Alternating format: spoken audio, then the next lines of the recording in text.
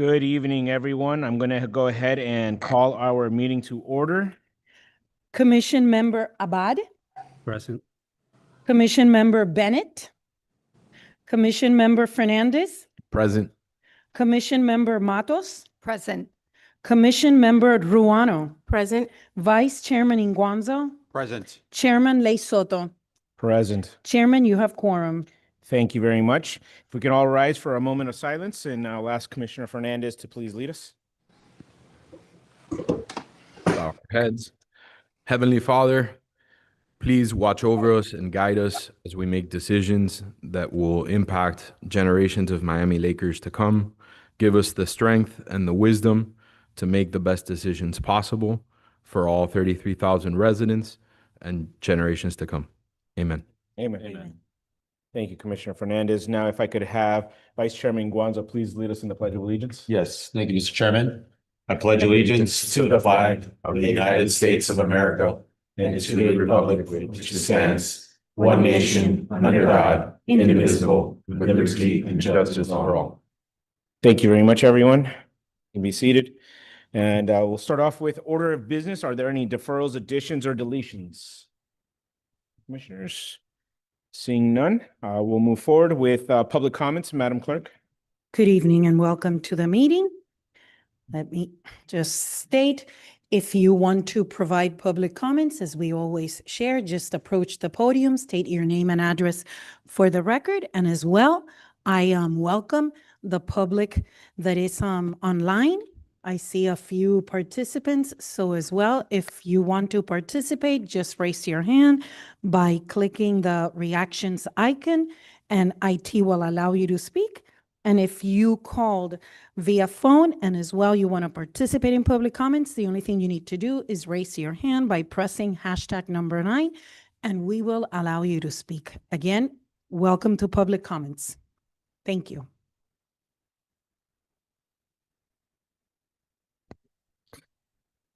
Good evening, everyone. Josh Dieguez, Mayor of the Town of Miami Lakes. I live at 15035 Coconut Court. And I first and foremost want to thank you all for your time on this board. I served on it previously in 2016, and it was a pleasure to serve then. And I'm sure you're all finding it a pleasure to serve now. It's a great way to give back, and your decisions will impact the community for at least 10 years, right? If not longer. So it's very important work as well. I'm here to speak on just a few particular items. First and foremost, I wanted to address the proposal regarding the mayor's appointment power when there's a vacancy that is for longer than 6 months. My suggestion would be to amend the item to keep it as it is currently, but to extend the timeframes that exist there. I think when you look at the way it was drafted originally, it clearly, the founders, and Mr. Peterman was part of that group that wrote the initial charter. I'm sure that the idea was to try to get that vacancy filled as quickly as possible. And as Council Member Ruano and former Vice Mayor Tony Fernandez can tell you, when you don't have that, when you have a 3-3 split, potentially that just grinds business to a halt. So I think one of the problems that happened, for example, when Mayor Sid was proposing to fill the C6 vacancy, is that when it occurred and the 30-day period that was going on at that point was in the middle of the holidays. He was under a lot of, a short amount of time to be able to name somebody, and was not able to perhaps pursue a more collaborative process when making that appointment. And similarly, when I became elected mayor with now Councilman Sanchez, it was also during the holiday season. And so that 30 days really just gets even smaller if you think about it. So again, I think the goal is to fill vacancies as quickly as possible. And I believe that the current process works when you have a little more time. So maybe it's 45 days that the mayor needs to put forward a nominee, and on a little bit of a longer time frame if the vote doesn't take place within a certain amount of time for then to have the special election. So that would be my request there. With respect to the runoff elections, I'm glad to see that we're addressing that and trying to pick a day that is not before Thanksgiving when people are traveling. The December, however, also, can still involve a lot of travel with all the holiday parties going on. So I just wanted to suggest perhaps doing the primary in August with the runoff in November, but As Commissioner Abad had pointed out, instead of doing just, top two people in August, if there's two or more, or rather it's more than two candidates running, instead of the top two finishers going to November there, even if they already gain more than 50% of the vote, just have it be, if you forget the name of the actual requirement, but the 50% plus one, right? If you get that in August, you're done. If for whatever reason, the top two were below that threshold, then they go to November. Just keep it as a true sort of runoff requirement without a modification. But you do get more turnout, right? And I understand Councilmember Verano's point about, wanting people that are the most knowledgeable. But at the same time, there is something to be said for more participation that you get in August and November. And, because again, even in December, we're going to have issues with holiday travel and everything else. The final thing I also wanted to bring up was to ask you to include that there be a requirement that for special elections, there be at least 2 days of early voting. And I want to note also that moving to a runoff system between August and November, that resolves that issue entirely. But, just in other situations where maybe we need to call a special call, I think that was something that we need to look at addressing. And when I ran in 24 and we had the runoff election in November, there was no early voting, and so it became a big scramble to try to get people to fill out their ballots and submit them on time. But even then, you have a cutoff. So for in cases where people did not request it on time, but maybe could, and also couldn't make the Tuesday election runoff date itself, having at least those 2 additional days to vote in person would go a long way toward making sure that we enfranchise all our voters who want to vote. So with that, just wanted to thank you again for your time, and I close. Thank you, Mr. Mayor.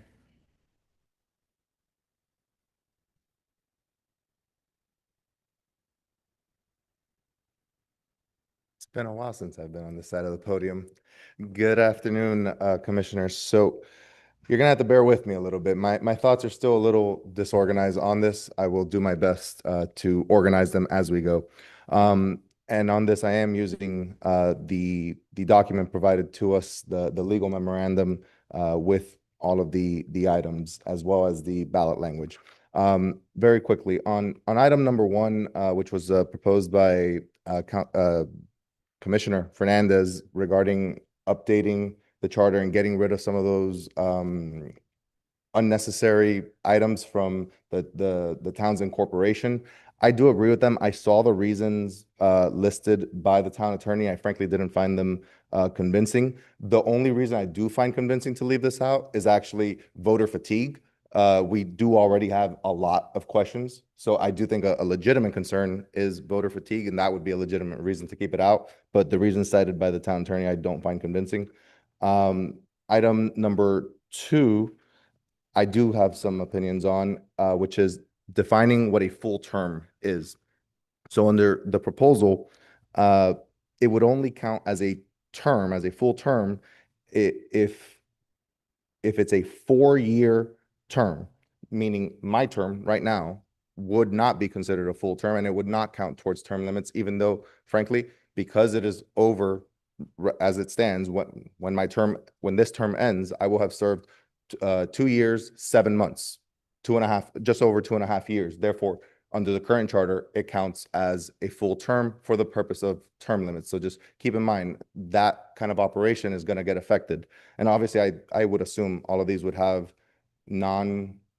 they would have future effect. They wouldn't necessarily affect my term, but I'm speaking for anyone in my situation down the line. I also wanted to talk about the consecutive issue.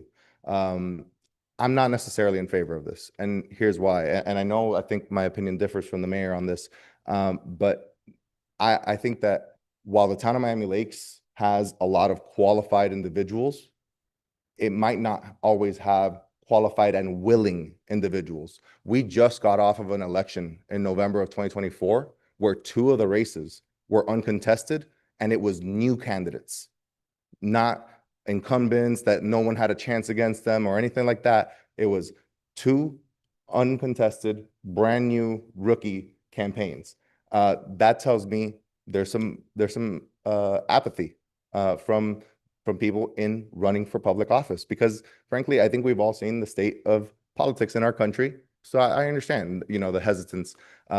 It could lead to a situation where we don't always have the best, most qualified people who are willing to lead in office. That being said, I am a firm believer in term limits. I am a firm believer that term limits create opportunities and doorways for new ideas. So I hate to pick on you as an example, but Councilwoman Ruano, you were a phenomenal representative of the people. But I think that the time came, and you would probably agree, for fresh new ideas. But you know what? If maybe 4 years after you're gone, we decide, you know what, maybe we should bring her back. She had some great ideas. Let's see what she's got to say today. I think that the voters have the right to say that. And if you did run again, as it happened during my race, we had a former vice mayor running in my race, Mr. Rodriguez, and he was questioned at length by Mr. Pinellas during the debate on, why are you running again? Why are you running again? Haven't you had enough of this? I think it's a proper question to be addressed by the voters, not necessarily to be X'd out by us here. 1 second, bear with me. I also want to say on the vacancies, I did hear as far as appointments and whatnot, I do agree with the mayor. There is a point that I want to raise on that though, because I think it can be phrased into the vacancy questions, and that's, again, from my experience with my special election, which was held in April. I understand that that's not a situation that comes up every day, but as legislators, we're in charge of legislating for these kinds of scenarios and for providing the rules for them. And I think that, frankly, having the majority requirement on a special election that does not take place in August or November on a traditional election day is a disservice. We should change to a plurality standard. In other words, if you have a 5-way race like mine and you don't have a candidate who reached the 50% threshold, I just don't think that the town should be wasting the money on a runoff election, which is exactly what it did in mine, only to confirm the exact result that was already seen on the first round. And again, this is strictly limited to special elections, not happening on these August or November countywide election dates. This is something on a completely off town of Miami Lakes only election, because realistically, the voter turnout is not the best. And so why are we wasting money as though it were a full-fledged election when in reality only a fraction of the population is coming out? I also want to say I do support the institution of at least 2 days of minimum early voting in all elections. I believe they come standard on most elections, but at least on special elections. Coming back to this, I did want to say on the item relating to an interference with administration, I agree with what was stated in the background, meaning I agree with Council Member, well, I'll just say it, former Vice Mayor Fernandez and former Councilwoman Ruano's points mentioned in the background. I don't really agree with the proposed language. I don't think that the proposed language really tackles what was requested.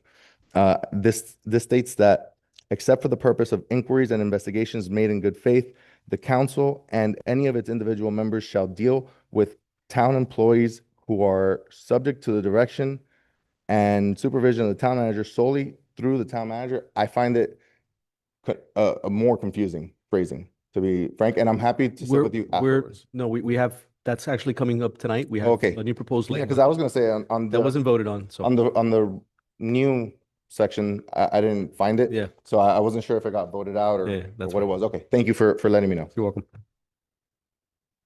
I did want to say, I do disagree with reducing the council from 7 to 5 or 6 to 4, however you want to call it.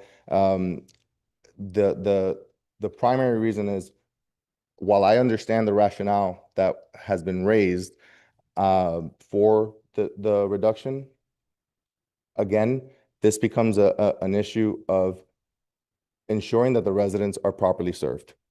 I'm going to be very frank. You guys all know my history. I came from the HOA world.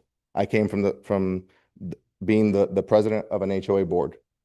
It is a lot easier to take over, manipulate, and control a board of 5 than a board of 7. That's it. That's my objection to this item. It's that simple because I've seen it done countless times. And matter of fact, I've led charges. And so for that reason, I disagree with that item. Let me see. Other than that, I really do want to say I appreciate all of you guys for your hard work and service. All of you guys have done a great job representing the individuals who appointed you. And other than that, thank you. Keep it up. Thank you, Mr. Thank you. Vice Mayor. Do we have anyone else here for public comment within the chambers? Chairman, I'm going to start calling the individuals that I see online. And the first one is Councilmember Stephen Hertzberg. Please unmute yourself and welcome to the meeting. Thank you, Madam Clerk. Good evening, everyone. So I know you got a few of us here today. First, again, thank you for your work. I know you don't have any regularly scheduled meetings yet, but I do think your work is not done just yet. I know you just received the ballot language today. You guys need to read it and go over it and talk about having at least one more meeting to discuss that, but also some other language issues. I sent an email to the town attorney with some thoughts on some of the language to discuss. But for example, resign to run vacancy, understand the need for it, but there's some gaps there that could potentially lead to an open seat, because keep in mind, every single word of this charter matters. And when you have something such as the next regularly scheduled town election, that council cannot have an election other than at the next regularly scheduled town election. That's another issue with the vacancy language that I brought up, and I believe will hopefully be discussed today. But make sure that there's no gaps in your language. It's not just a ballot question. A ballot question, of course, is very important, but there's some gaps in the language that need to be filled in. And also the ballot language is important. For example, the current ballot language regarding runoff, I think it's too complicated. It talks about 50+1 and regular scheduled November elections. That's all in the charter already, right? It should be a simple question. It should be, should the runoff of a regularly scheduled election be moved from the 21st day, 21 days after November to the second week of December? That's it. And there's no reason to repeat things and talk about things, because the more complicated the question, the more likely you'll get a no. And to me, that's a very important question that should be passed. So, you got to think a little political now with the questions. If you want them passed, you got to think about the language. And that goes down to the 14 questions. It's a lot. If there's something you can get rid of, something you can combine, you should think about trying to do it. This 14 questions is a lot of questions. You get a lot of ballot fatigue. For example, something as simple as last regular scheduled election, more people voted for mayor than council member, right? People skip a lot. And that also goes to the order of questions, and think about what's most important, what's least important. Obviously, council 7 to 5, I believe, is most important. The clerk being an independent charter officer is very important. Runoff election, things like that. One section I do want you guys to think about is this change to section 2.2. I think it was in ballot question 11. I don't know what you're trying to change. It says something about a committee of the council, and then you want to have no council members as committee members. I think there's confusion. That's the committee of the council. And I do believe the mayor should have the ability to create a committee of the council if there's a need to. That's not the Culture Affairs Committee or the Blasting Advisory Board. That's a committee of the council, and it's something that I don't know if the tool's ever been used, but it's a tool that's there for a reason. I don't see the reason to eliminate the ability to have a council create a committee, right? So just keep that in mind on that issue.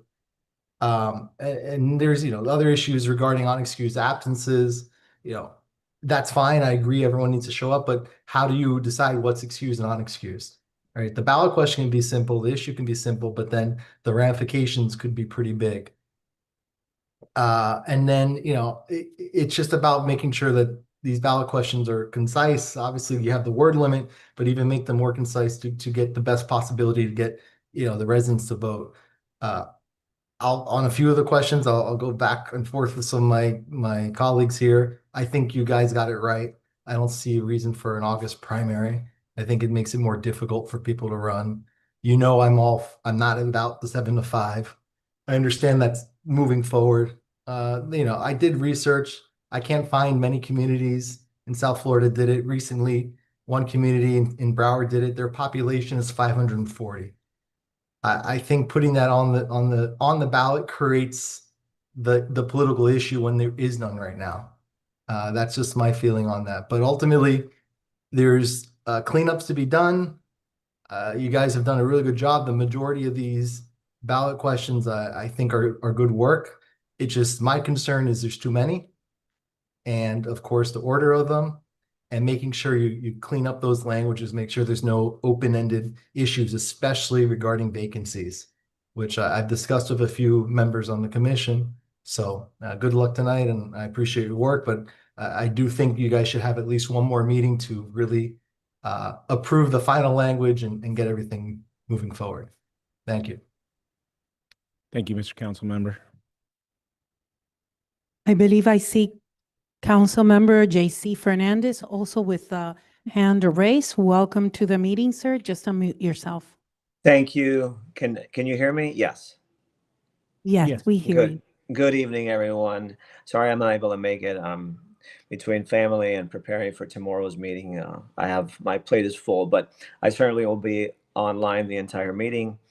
I just wanted to share. I think I expect that somebody will probably move to add another meeting. I think that that's probably the prudent thing in regards to getting the language right for the ballot.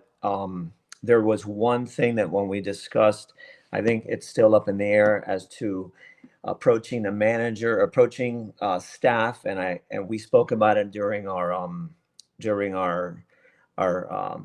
sunshine meeting, excuse me, recently, and I think it was discussed that I think that we should have a right, as long as it's within a good faith that we have a question or want to speak to one of the department heads with a good faith inquiry, that we should be able to do that. So I just wanted to make that known, and then I'll chime in as we go this evening.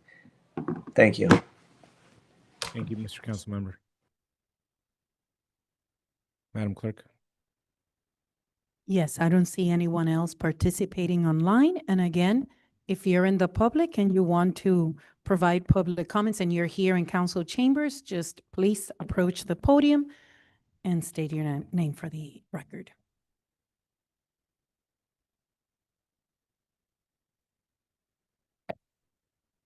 All right. Chairman, I don't see anyone. All right. So therefore, I'll be closing public comments and we'll be moving to item number 6, the approval of the minutes. I do have a motion to approve the May 4th, 2026 Charter Revision Commission meeting minutes. I'll make a motion to approve. I have a motion I'll second. and I have a second. Is there any discussion? Seeing none, all in favor say aye. Aye. Any opposed? None opposed. The motion passes. The minutes are passed. And we'll go now to the old business. Mr. Town Attorney, for your report. Okay, so there's two things that remained outstanding. One is you asked me to come back with clean language on a runoff and clear language with interference with administration. I believe an email was sent to all of you with that language, and I can read it into the record and see if it's something that's acceptable to you and someone wants to make a motion to accept it, amend it, what have you. First with the runoff, may I read them? Yes, Mr. Chair? please. With regard to the runoff, an election shall be held in November of each even number year on the same day as the U.S. congressional elections are held, or if none are held in any year, on the Tuesday following the first Monday of November of that year. A runoff election, if necessary, shall be held on the second Tuesday in December.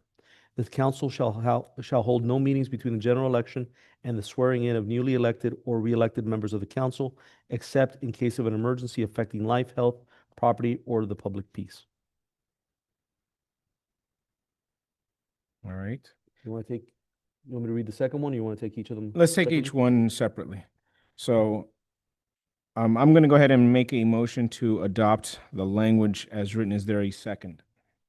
I'll second. All right, we have second now open for discussion, commissioners. And Commissioner Bennett. The issue once again was time.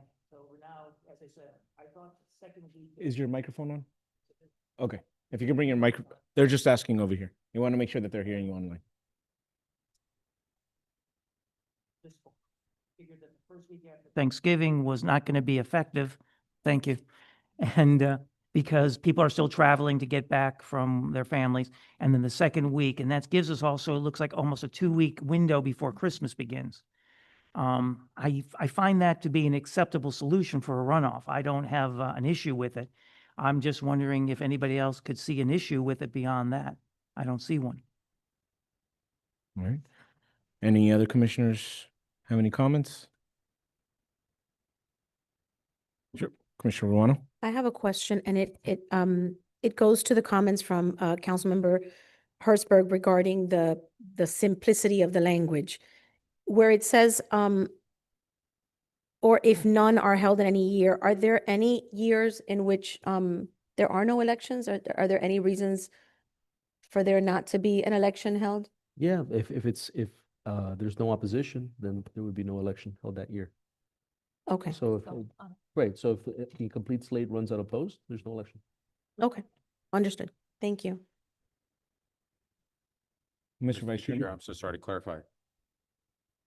So yeah, there could be a year that there's no election, because elections are only held here every 2 years for the town of Miami Lakes, and for the congressional and state offices are also every 2 years, which are even number years, right? So I think in the odd number years, there isn't an election that a voter in Miami Lakes would vote for, correct?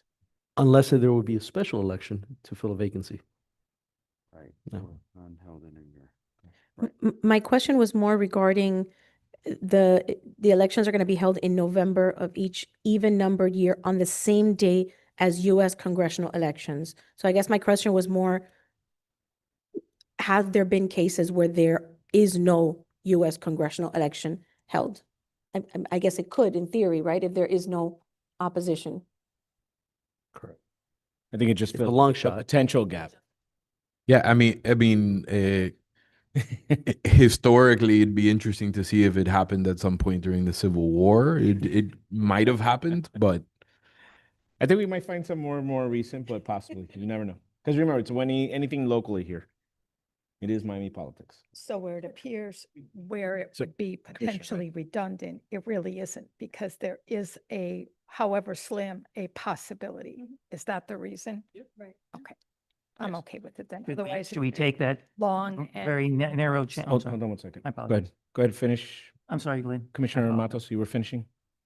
Okay. No, I'm sorry. No, because I heard Commissioner Bennett and I didn't hear the last part of what you said. I can't. Well, it's off actually. right now. Yes, Commissioner Bennett, go ahead. Yeah, I mean, should we put in a provision and that possibly slim chance of that occurring into the charter? I mean, you know, would it be just considered a special call meeting can be called within a certain period of time? Isn't that already been addressed? Even if it's an odd year? Well, I believe it's already captured here in this language here. I didn't, you know, it's for any of the regular elections are going to be held in the November even numbered years. And then this is only talking about the regular elections and a runoff election. So do we need a provision to address an odd number year special election for any reason? No, I believe there's already special elections otherwise. Okay, I'm trying to say, I didn't see it either. I was just curious if it's necessary. Councilwoman Rano brought up an interesting point that I didn't think about. Okay. Vice Chairman, did you have comments? Well, I think we're talking about the regular elections, right? Our regular elections in Miami Lakes are held on even number years, period, every 2 years, right? Depending on the seat. So I think it's already clearly stated in the charter the way it is, that there shall be an election in Miami Lakes every 2 years on an even number year. Correct.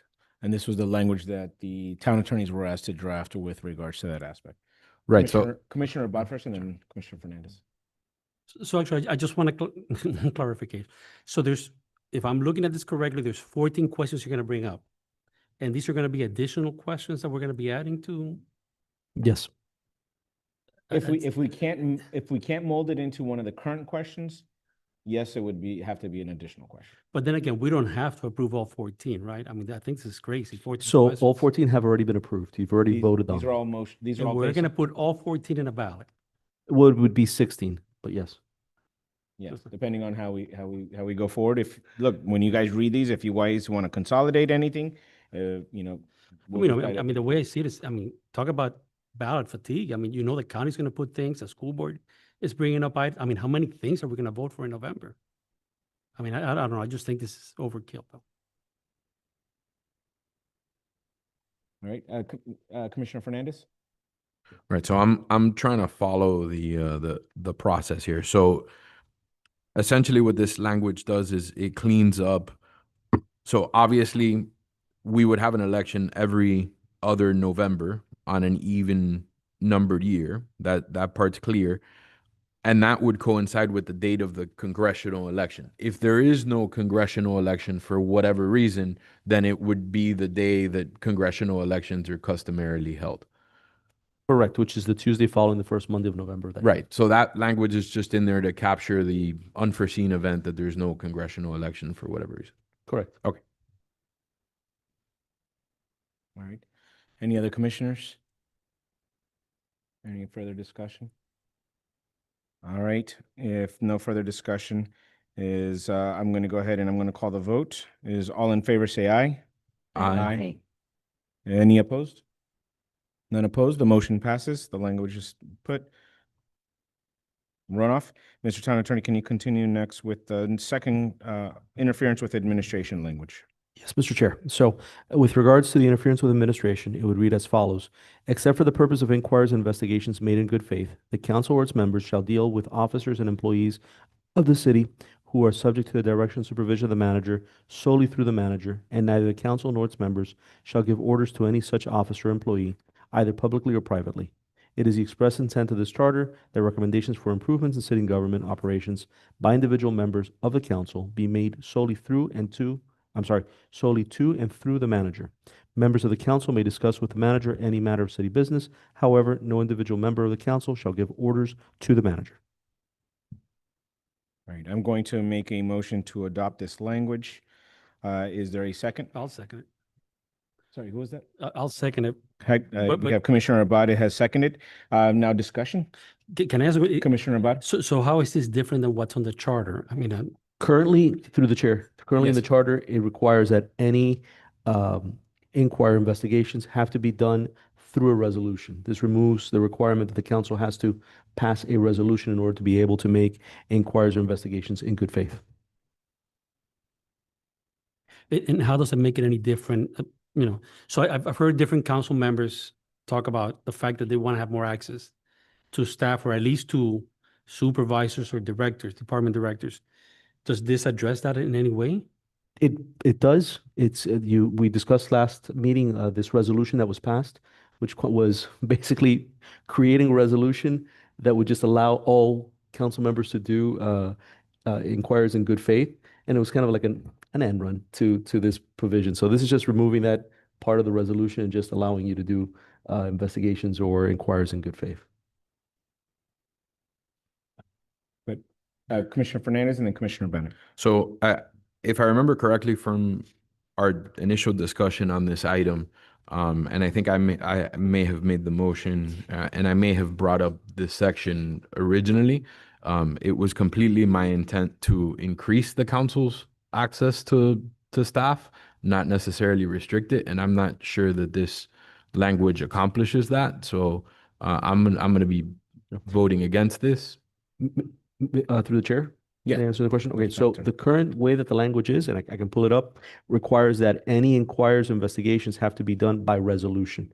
So it restricts the council members to have a resolution in order to be able to talk or make an inquiry or investigation. Let me pull the exact language. You do? Okay. Thank you, Madam Clerk. Okay, so the way that it's currently written, it says, except for the purpose of inquiries, investigations made in good faith and in accordance with a resolution adopted by the council. So this is what it's doing, is it's removing "and in accordance with a resolution adopted by the council," removing that restriction and allowing investigations to be made in good faith without that requirement. That's the purpose of the change. So currently, if you want to make an inquired investigation of anything going here down with particular staff or whatnot, the council has to meet, pass a resolution, and then they go forward. So I'm going to read exactly what it says verbatim. "Except for the purpose of inquiries and investigations made in good faith and in accordance with the resolution adopted by the council and any of its individual members shall deal with town employees who are subject to the direction and supervision of the town manager solely through the town manager." So what the changes is to remove the requirement for there to be a resolution. Mr. Chair. So sorry, Commissioner Bennett's first and then have Through Commissioner. the chair to our attorney, give me an example of a bad faith abuse of this particular provision. I mean, this is, when you're saying good faith and bad faith, who determines? There's no judge involved in the middle in this. So what would be a bad faith abuse of this particular amendment? I mean, thinking out loud, a particular council member has some sort of personal vendetta with a particular department in the town, or the manager. Well, they can hire and fire the manager. So the manager, you got to deal with them no matter what. But maybe, yeah, you want to use one of the staff members to get to the manager, right, or annoy the manager, and so it's abused in that fashion. That's one thing that I could see. Okay, and who determines if it's good faith or bad faith? The manager? No, the council. Council is their own. Do we need a provision in order Judge and to jury. say that if a bad faith claim has been initiated, that there has to be an ordinance or a resolution brought before the My humble opinion, Commissioner, I don't think anything should be in bad faith. And so I understand that. Once again, I always look for, what happens if, I've always done all that. Hmm. What is the limits of this and how is it enforceable other than being it's very nice. So thing one to of do. one of the things, and I'm thinking out loud, is in that same scenario that I mentioned, is you also have other employment laws and federal rules that require that you don't create a hostile work environment, that there's no type of discrimination. I mean, there are laws to protect the employee. So if this were to go beyond the scope of what it's meant to be and goes into that realm of bad faith, then the one concern that I would have as an attorney is that, yeah, you open up because of maybe this rogue council member that has this personal vendetta, and now you've potentially have a litigation. Now, I mean, that's the off chance that something like that. Once again, I was just asking for kind of an example, just so that I have an idea of what's considered bad faith when a councilman wishes to at least ask a staff member a question. I want to make sure that, that wouldn't be considered a bad faith act, I'm assuming. Mr. Peterman, please. Mr. Town Manager, if you'd like to interject, and I. Yeah. Having sat on the original Charter Commission in the year 2000, the intent of the original language was for this to be an extraordinary measure. In other words, this was meant to be some kind of an investigation. There's something going on. There's maybe that the manager's involved. And that's why the requirement for it to be as a result of a resolution, that it's a joint thing. The entire council has debated it and says, hey, we're not sure what's going on, but something's going on. We're going to conduct an investigation.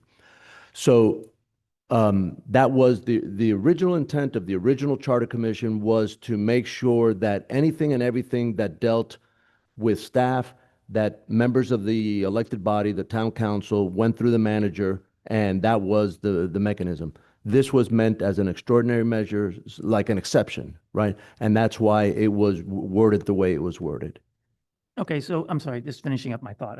I'll be done. So the thought process then was basically, it just gives a conduit in which these inquiries can be made through the manager, but the new language would circumvent the manager from these inquiries.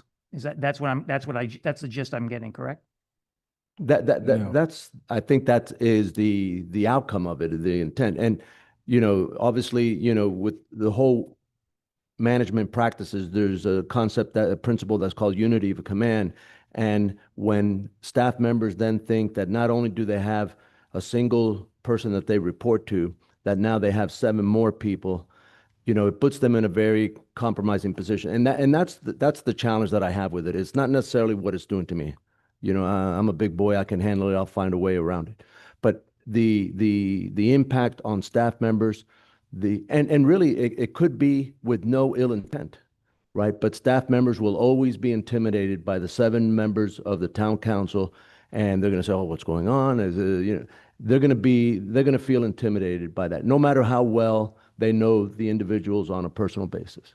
Yeah. So, And Commissioner Bennett, I want to also just for clarification purposes, remember the purpose of the inquiries or investigations are made in good faith has always been accepted from requiring to go through the town manager. So there was no change in that aspect of it. The good faith would obviously be determined by the council members. If one of the council members believes that one of their colleagues has gone beyond good faith or has engaged in these purpose of inquiries that is not in good faith, they would hold something amongst themselves, and they would find a resolution finding that council member to be in violation of the charter, and they would go through that process.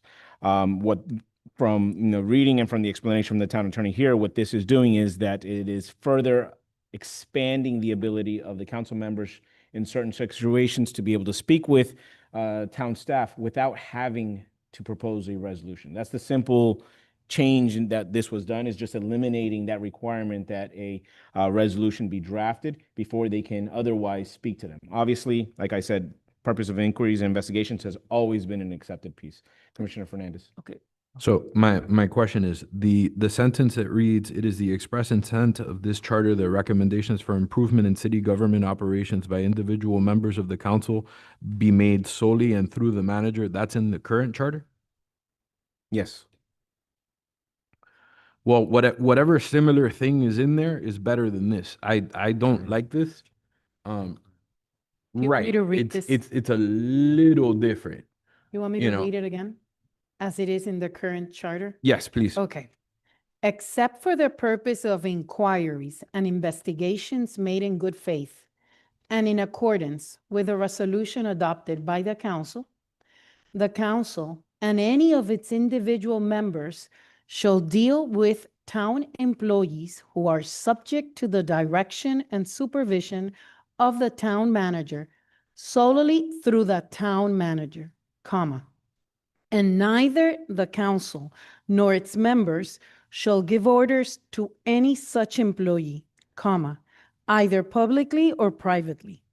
It is the express intent of this charter that recommendations for improvement in town government operations by individual council members are made solely to and through the town manager.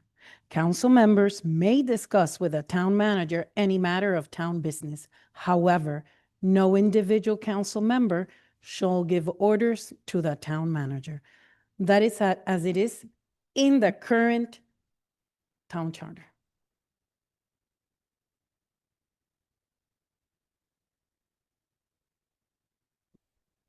Right. While you're pondering that, Commissioner, there's one thing that I do want to make an intervening motion real quick. Just as we're reading it, I just realized is I'm going to make a motion to switch the word city for town. I just noticed that as well. So is I'll there a second it. Second. All right. Is there any discussion? Seeing none, all in favor say aye. Aye. Aye. Any opposed? None opposition, motion passes. So we're replacing the word town for city. So again, just to be clear, there's only one word, which is resolution, that we're striking. Everything else is the same. And the resolution was the one that we read into Well- the record last meeting. And we had previously voted on changing council members to members of the council. Just those wording, I believe, are the only two changes. May I, through the chair? Oh, Jason. Okay. Yes, go ahead, council member. May I? Thank you. Thank you for allowing me to speak. So I think, Chair Soto, you said it pretty well. I mean, you spelled it out pretty well. I do think that if we're going to change the language, I think it should always include the manager being for him to be notified if we are communicating. But I just think for efficiency, it does make sense that we have some accessibility to the directors. And again, in good faith, I think that things could maybe able to get sped up a little bit if we don't always have to go. Although, and I'll say this, and not because Ed is there, I think he does an amazing job. I can't tell you how many times I text him and constantly in the mornings, and so he's always responding. And but I think that for the sake of efficiency, I do think that we should be able to speak to the directors and include him. Just he should be notified of any communication. I just wanted to add that. Mr. Chair. Sure, Commissioner Fernandez. So the issue that I have with this, and it very much is in the original language, but the issue that I have with this is this language essentially gives the council members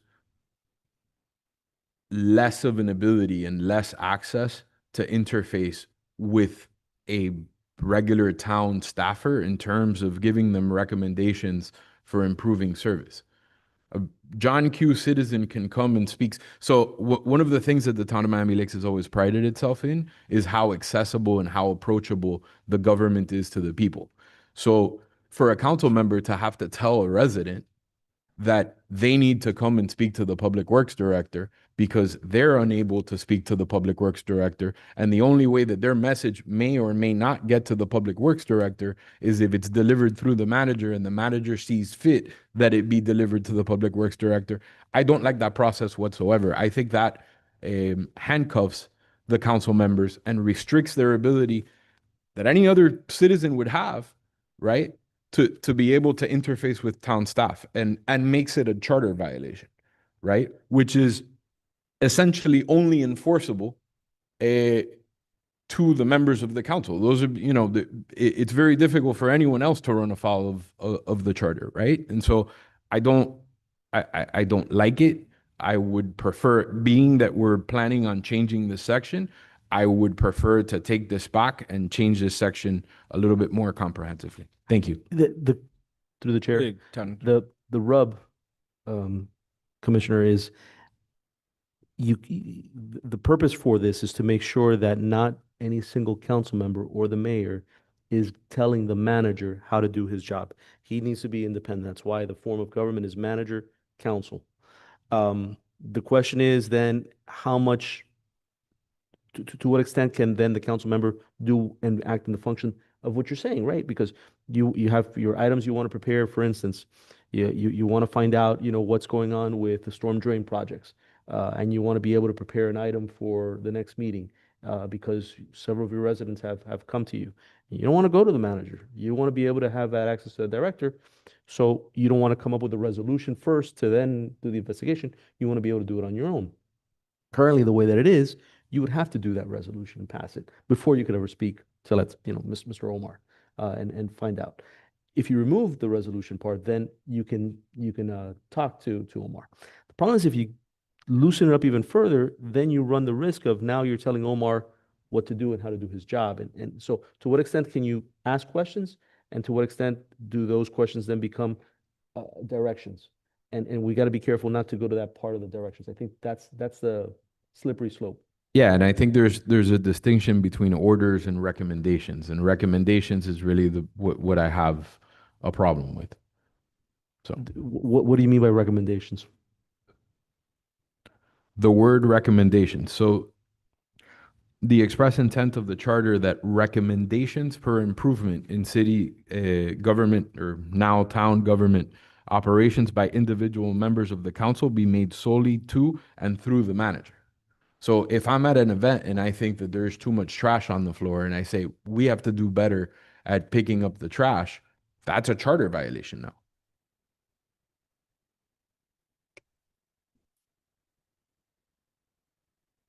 Sure. Commissioner Bennett? Yeah, what I see what's going to happen here is we're going to have a logistical nightmare, because what happened, a commissioner or a council member will go to a staff member, give the recommendation. He's going to have to report back to the manager before he acts on any of it. So it's just basically going around back to him. And then at that point, it's still up to the manager to make the decision as to what's going to be done. We haven't taken that away. The language is too convoluted for me to vote for this. I'll vote no, only because it sets up an extra logistical problem for the manager to try and get things done. So that's how I stand. One sec. But just, I was just trying to figure out, because this was just eliminating language. It hasn't added any type of language to what the current charter provides. Like if we don't move forward with this at all and we just leave it as it is, it's going to be the same exact language except by through a resolution. So it's not like that we've added anything. We've actually subtracted language from what is currently in the charter. Well, So- is there any reason why we can't just strike the word resolution and, that just, they still have to Well, go that's through what the they did. manager? That's what we did. But is that the gist of it without changing anything? Once again, by removing the resolution, they still have to go through the manager to get to department head otherwise. I think what you're talking about is what's going to operationally happen anyways. Yes. It's just from what happens, what probably wouldn't happen on the ground. I don't think it's necessarily what needs to be I don't think we don't have to be as prescriptive in the charter unless that's really what you guys want to propose. Well, yeah, see, once again, I want clear direction to our staff members and preferably through the manager in order to accomplish things. And, if a staff member comes in, hey, look, this is a recommendation I got, I have to go through the town manager to implement it, it becomes an issue because then the manager has to go ahead and figure out what it was, and then perhaps go back to the commissioner or council member, I'm sorry, in order to understand what the original intent was. It's just adding it. Like I said, I think functionally the charter is okay the way it is. So the manager can carry out his duties. So Okay. that's my feeling. Thank you, Commissioner Ruano. Thank you so much. And this is exactly what we asked for at the last meeting. I have it written down in my notes. Just remove this one phrase that says, in accordance with a resolution adopted by a council. That's exactly what we asked for. So the legal department came back with exactly what we asked for. However, there's like two groups of people up here, those of us that have served on the council and those of us that have not. And I don't know if those of you that have not served on the council can feel the frustration from those of us that have served on the council, because these are words on a piece of paper, but when you put them into practice, it's a whole different ballgame. So when, as a council member, you cannot walk into an office and ask about why isn't the trash picked up on 87th Avenue, and that person cannot tell you, well, because this week the litter crew is sick. That needs to be able to happen, because if everything has to go through the manager, then logistically there's a bottleneck. And it's not that he's not responsive or the manager before him. I worked with Alex Ray as a manager as well. It's not that they're not responsive, is that everything gets funneled through one point of view, through one information source. So you will always see everything through the manager's colored lenses, whether good or bad. It could be an excellent manager or it could be a not excellent manager, but you're always going to see things through their point of view, through the manager's point of view. You're never going to get information outside of that realm. And I think that for me, that was the frustration. Not that there was never any information that was kept away from me. There was never, neither manager ever said to an employee, do not give the councilwoman this information. But it was all given to the manager, and then the manager got to read it and look at it and see what was going to be given to me. And I don't like that as a council member. I don't like, I want to just do a public records request like any individual in this community. And I want a piece of paper that no one has looked at or analyzed, or maybe this is not the right piece of paper that you need to give the council member. Maybe you should give the council member this other piece of paper, because this other piece of paper looks better than this piece of paper. And again, these are words on the charter, and at plain sight, they look fine. But we are here to correct things that haven't worked in the past. So at least for me, this is exactly what I asked for. So I don't want the legal department in any way, shape, or form to feel like they didn't do what we asked to do. But I agree, it's the wording just doesn't make me feel comfortable that what I experienced and council members that I've spoken to have experienced, maybe even council members now are experiencing, I don't know. This is not going to handle that situation. So I feel that obviously giving direction, not allowed. You should never be able to tell an employee, starting tomorrow, I want you to come in at 10 o'clock in the morning. That cannot happen. However, I should be able to walk into the building department and tell them, I would like a list of all the building permits that were pulled today. That is a public record. If you can do it, why can't a council member do it? So that's where I wouldn't like to see everything funneled through the office of the manager, because just like you can have a rogue council member, you can have a rogue manager and it could be a problem. Or you can have a manager that's only working with a select group of council members. And then there's other council members that aren't going to receive the same information. And politics is involved in all of this, and we can pretend that it's not, but this is politics. So there are voting blocks. There are moments where even the manager can be politicized. So that's what, at least for me, that's something important because I lived it. I didn't enjoy it. I've been on both sides of it. You know, I've been the golden child that the mayor loves, and I've been enemy number one for the town mayor. I've lived, Commission Member Fernandez has lived it too. So there's definitely cycles here that maybe some people don't understand, and that's why we're nitpicking at very specific words that don't make it easy for a council member then to be responsive to the community, because as a council member, your job is to be responsive to your community.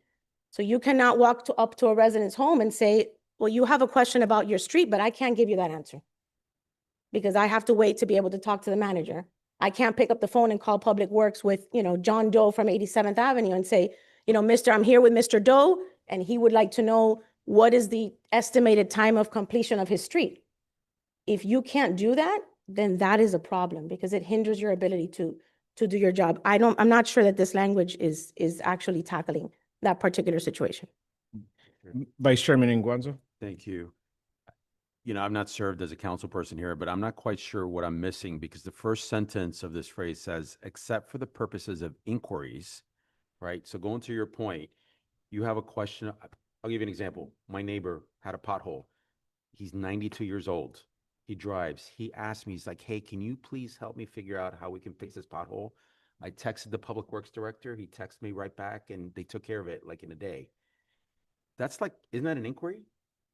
That is, but who decides when you're you can do that because Yeah. you are a resident. Right. But when you're a council member, You can't do that? you That's can't not always, inquiry? well, it depends on who decides whether your inquiry is in good faith or not. I'm inquiring, there's a It pothole depends. at 8836 Northwest 162nd Street. When is it going to be fixed? So, but who determines whether that's in good faith? Well, So you're as a council member, you are supposed to send a text message to the manager. Yeah. And the manager is supposed to send a text message to the Public Works Director. And the Public Works Director gets back to the manager and the manager gets back to you. But what does the word accept mean? I never experienced it, so I don't know. All of my inquiries Yeah. were in that fashion. Let's through the defer to manager. the town attorney real quick on that question. But really quick, in the case of the town, any of those inquiries, investigations require a resolution to be Correct. passed in order to be able to make it. Without the resolution, you can't, the way that it currently stands. No, I completely understand that what's before us here in this paragraph is an improvement over what's currently in the charter. I just don't like either version. Yeah. So you as a regular resident, and it depends also how the manager wants to interpret this, right? Or how he wants to, you know, different managers have had different styles. And I've been here when Alex Ray was here and with Mr. Peterman. So one interpretation, if you strictly look at it, it means that anything unless the council passes it, you want to find out about any, like the pothole, you've got to call the manager then calls Omar, and then Omar gives you the answer. As a regular resident, that restriction doesn't apply to you, so go ahead and make your Why? 'Cause inquiry. it says, except for the purposes of inquiries in good faith. You're making an Made on behalf of through a your 92-year-old resolution. neighbor Let who's me the inquiring when his language. pothole's No, going to no. be fixed. No, he's talking, Mr. Town Attorney, what he's referencing is in the proposed language. Are He you? believes that in the proposed language, it'll allow the going forward with, except for the purpose of inquiries and investigations made in good faith. So, quick question, is your question with regards to the proposed language or the existing language?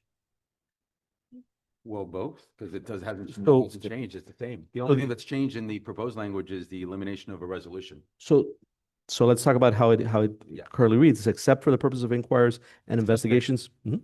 Except for the purposes of inquiries. So former Councilwoman Morano's neighbor says, hey, I have a pothole. Can you help me figure out when it's going to be fixed?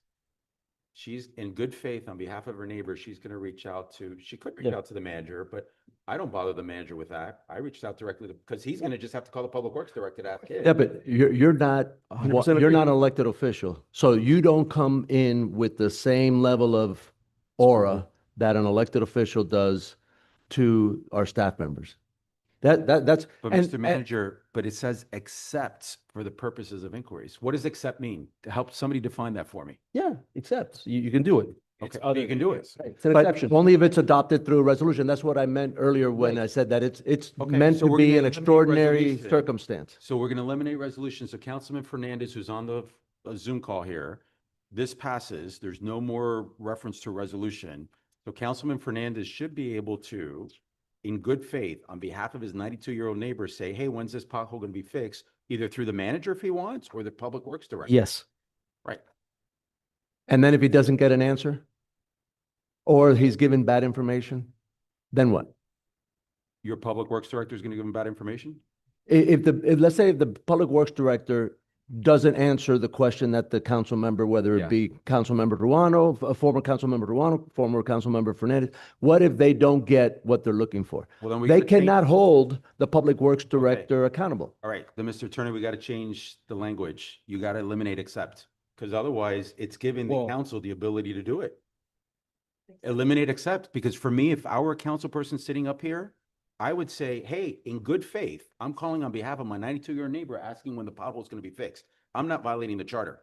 So if we want to do what you want to do, Mr. Manager, or what it's being proposed, what the intent is, you got to get rid of the accept. But Well, the problem, Mr. Chair, Mr. Vice Chair, the problem is, through the chair, that the remainder of the paragraph discusses the actual administration of the town. So the exception is creating that just window. You can do this and talk to the employees, but for anything else, you can't. Correct, okay.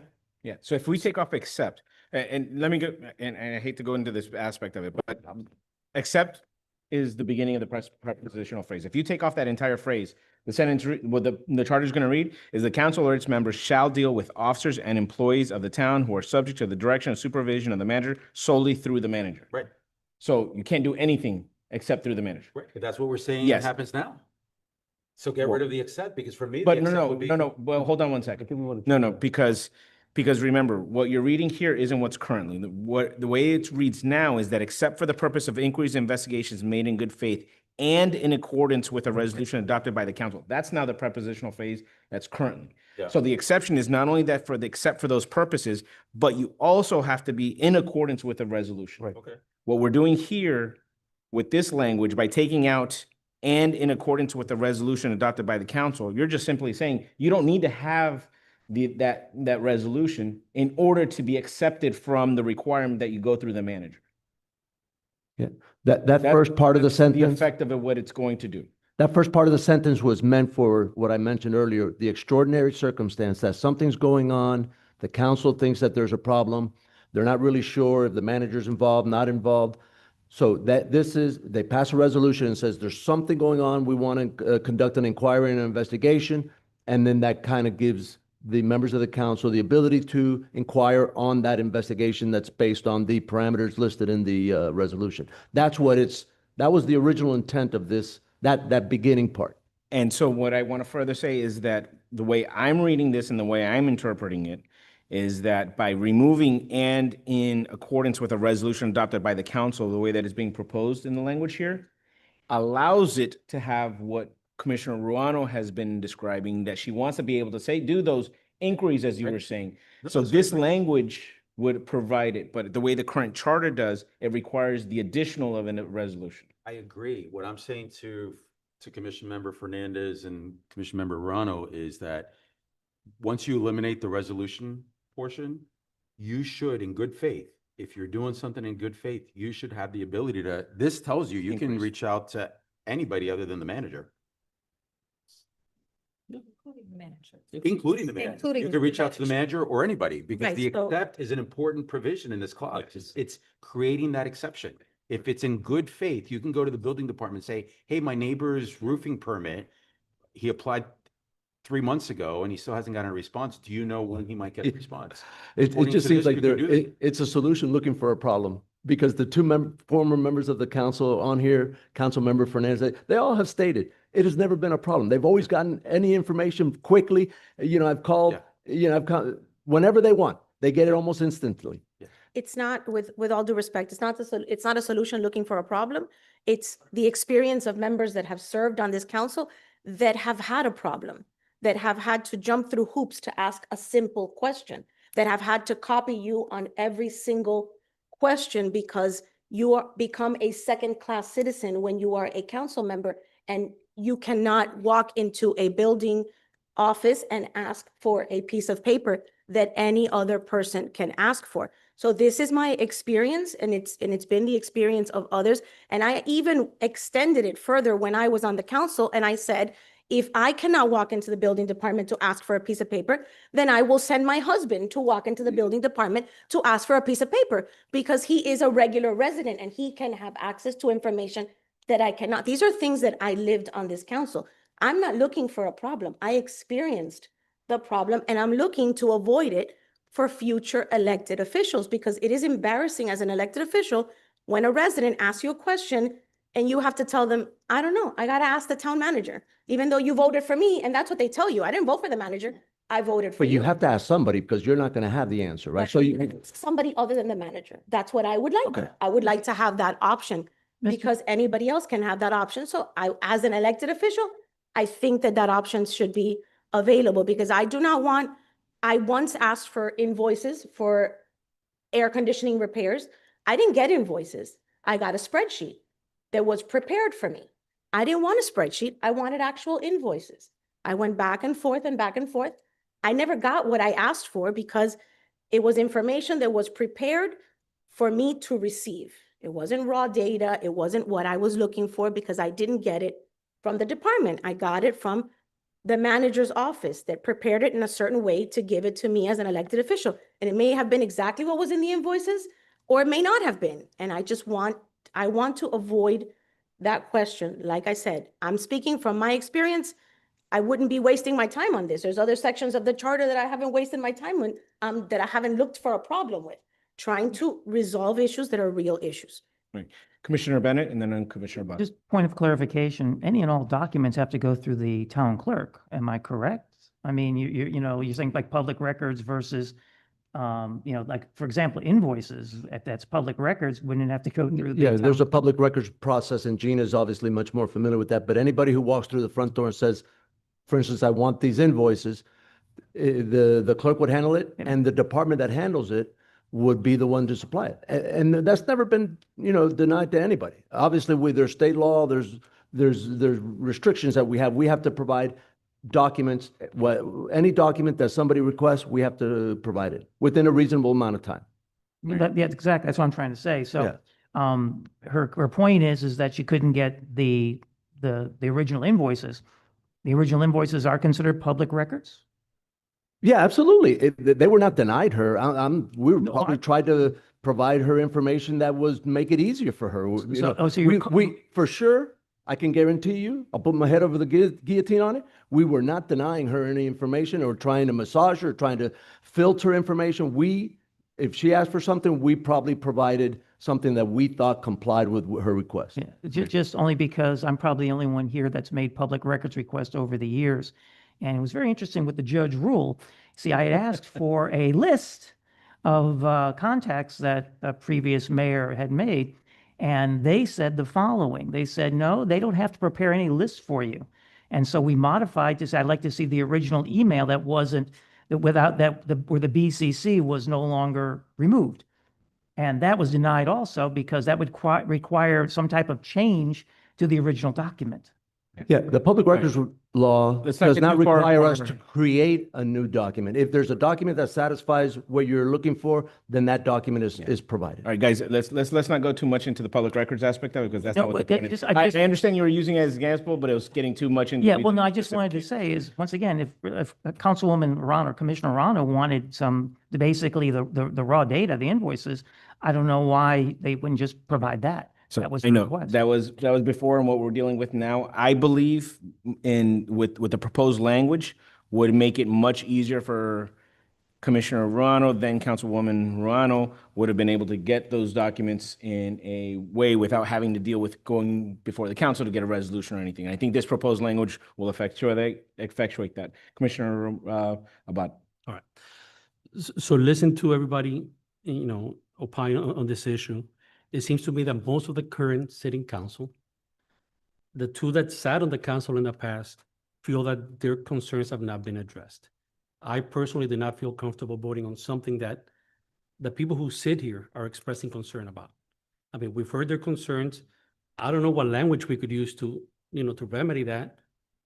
I guess that's why you make the money, right? But so at this point, listen, you know what, I'm comfortable. I got a feeling we're gonna have another meeting coming up. I was hoping it would be tonight. So I would like to make a motion that we table this item until the town attorney can clear up. I don't think I can. I'll be honest with you. I don't think I can more than what I've done. I mean, unless you guys give me some suggestions, I don't know how. Yeah. Because anything else I do is passes that exception, like the vice chairman says, and then goes into actual interference with administration.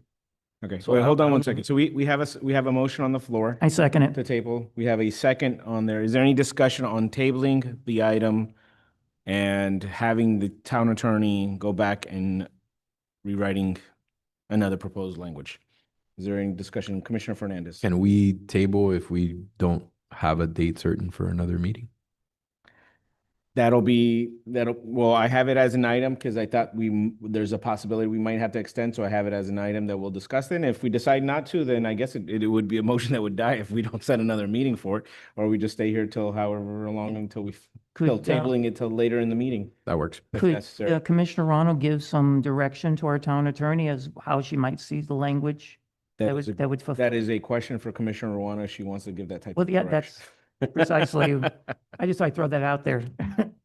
Thank you. I was just going to ask, do we have to vote? We have to vote on tabling this first before I can suggest language?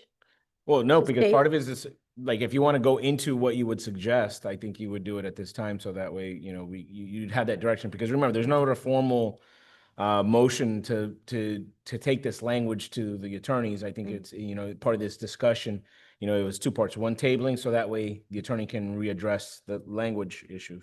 Okay, so one of the things that I think is a gray area is the phrase "in good faith." There's no one that really determines when it's in good faith and when it's not. I think that an inquiry should be made. If you're asking, why isn't the grass cut, and you're doing that in bad faith, you should still know why the grass hasn't been cut. So I don't think that whether it's in good faith or bad faith is really relevant. You should be able to inquire. And I'm not sure how the rest of the commission feels about that particular phrase. Can I Would you- jump in real yes, quick before you get in? In thinking about that, because I've heard it a lot of times, and just to give an example, and again, this is just me coming off the top of my head where I could see where a bad faith issue is. If a council member has taken issue with the building department member and then 10 times a day asks them the same exact question for no other purpose but to make sure that that building manager now cannot do their job. Says, okay, what about this pothole? What's going on with this pothole? This is pothole that's right out in front of here. 10 minutes later, sends them another question. What about that pothole? Tell me about this pothole that's over there. Okay, tell me about the pothole that's over in that corner. But does it consecutively because it's in bad faith. My whole entire purpose as a council member, I don't like that building manager, and I want to make sure that he can't even do his job. I want to show that his area is failing and he's not doing it. And it's all because, I'm just taking up his time asking me to do these inquiries that I want to ask of him. And that would be a bad faith. I think the other council members are the ones that are going to be the ones that will make that determination, be like, hey, look, you're going overboard in this. That's not in good faith. And we're gonna tell you either you need to stop or we're gonna get a resolution and prevent you from speaking at that point with the town people. I think that's just one little example where you could use it as a bad faith purposes. I would like to believe that most of our elected officials would never get to that point, but anything is possible. We've seen crazier stuff happen in today's and previous council members of things that people do. And I think that's where I think having that good faith gives you a little bit of cushion to the council members to make that discretion, and it would be with that. So I don't know if that helps address a little bit. It does. I would have never envisioned asking back-to-back questions like that just to waste someone's time. But I guess it could inevitably happen. I don't think that there's a time frame that you make an inquiry and the staff member has to respond to you. That isn't really written anywhere. So maybe for purposes of that, of something that's more harassment than an inquiry, that would be addressed as, you know, I'll get back to you when I get back to you. I'm just trying to find a way where someone can determine, either someone determines what's in good faith, or inquiries are just allowed. And maybe because I wasn't a council member that lived in this building walking office to office, I can't envision that, but maybe, I mean, our council positions are not full-time work positions. Like, everybody has a job, so council members are not in this building all the time, but I guess I could see a situation where they would want to do something like that. I don't know what other language can be proposed, but I do feel that the way that it's written now, I'm still yet to figure out who's going to determine what is in good faith. If at some point there's information that's not furnished, who gets to determine what's in good faith? Is it the manager? Is it the council? Is it the legal department? Where is that line? Mr. Chair. Chair- If I Vice may- Chairman. If I may, see, I think the good faith reference is an important one, right? Because to me, what that first line means is, I'm going to use the you use the example, Commissioner Fernandez, of you're at an event and you see, I'll give you this example. Your neighbor wants to know what time a ballet class is in your youth center, right? You should be able to call the Parks Director and say, hey, Mr. Parks Director, what time is the ballet class? That's in good faith, right? Good faith is defined as acting with honest intent, sincerity, and fair dealing without the purpose of deceit, versus bad faith, which is the direct opposite, being dishonest, fraudulent, or malicious behavior driven by a hidden motive or an intent to mislead or deliberate refusal to fulfill obligations. So that first line of this provision to me is like, it should give the council person the ability to, if you're asking a question in good faith on behalf of a constituent, what time does town hall open? Or what time is this special event? Or what time will the fireworks go off on 4th of July? Or what time is the ballet class? Or when is that pothole going to be fixed? Those are good things. They're things that you're asking on behalf of a constituent. You could go through the manager. The manager is going to have to call the Parks Director or the Public Works Director or somebody else. But I do believe in the cities I've worked in 2 cities, we've always given our department directors, our executive staff, the ability to communicate with the elected officials on those type of things. They're not allowed to give a directive or an order or to solicit their opinion on, hey, if you had to vote this way on this issue, how, Mr. Public Works Director, should I vote or would I vote? But if you're asking, what's the timeline for this road repair, or when is this pothole going to be fixed? Those are things that a department director or senior staff person should be able to have the ability to communicate with an elected official. And I really believe that's the intent of that first line, is that it gives the council the ability to ask those kind of questions, right? Not give directives, not give orders, but ask simple questions that should be a factual answer. What time does the ballet class begin? 6 o'clock. When's the pothole going to be fixed? In a week. That's how I interpret that first line. How is it written in other charters, if I may, through the To this one, we did that exercise and we went through several charters, and several of them either have the word with resolution or without resolution. So in other words, it either makes it that the individual council members can act independently outside of the body, or requires that if even inquiries have to be done with approval of the body. Commissioner Mato? When I read, staying on, I think. So when I read this, the language, to me, the word accept allows you to ask those questions. How many times has it been an issue in the last 25 years? How many times has it been where this has been an issue, where you haven't been able to make those inquiries? And it's been a problem. Good faith, and thank you for reading that, because I think that that's important. Is that a legal definition of good faith? It's the Webster's definition. Right, but is there, Yes. but my Generally, I question, would say courts rely on Webster. is there a legal definition of good faith? You look it up. Doesn't matter. The exception, it says accept. That means if I call you and say, what is the status of my permit? I want to know. In good faith, you call Danny Angel and say, what is the status of Lynn Matos's permit? She doesn't know how to do e-track it. Doesn't this language allow for that? I think it does. The way I'm reading it contractually, I think that that's what it says. All right, any other commissioners? All right, I did a quick AI search as to how courts have defined good faith in Florida. Because courts in different places will have it defined very differently. So I kept it to Florida. And it starts off with, there isn't a one-size-fits-all rule. They say it's defined as based on the specific context of the legal dispute in general areas of either contract law, insurance law, or commercial transactions. Let's see.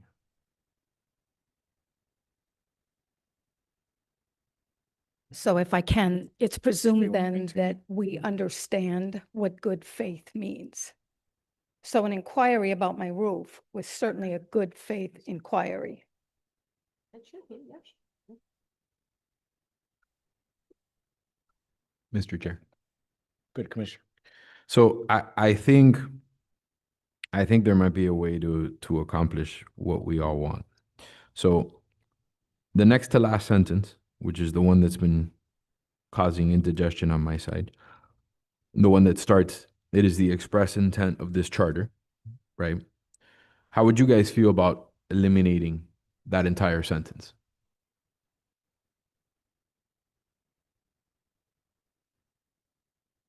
All right, I'll start off. I don't feel, I wouldn't vote to eliminate that language. And the reason why is because I think it's setting the boundaries of what an inquiry would be to being, you can't have recommendations for improvement of city.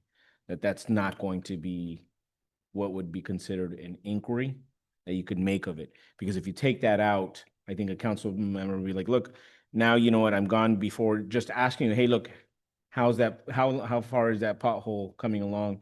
As the vice chairman had used as an example, to saying, I don't like how you're using that or the material you're using for that pothole. You need to now start using this other type of material because that's subpar, or that's not by a company that I think is of an owner that lives here in the town of Miami Lakes. So And I think, and that's, and you know, just to give my thoughts, that's where I think that the recommendation of improvement kind of gives a little bit of guardrails on what constitutes an inquiry.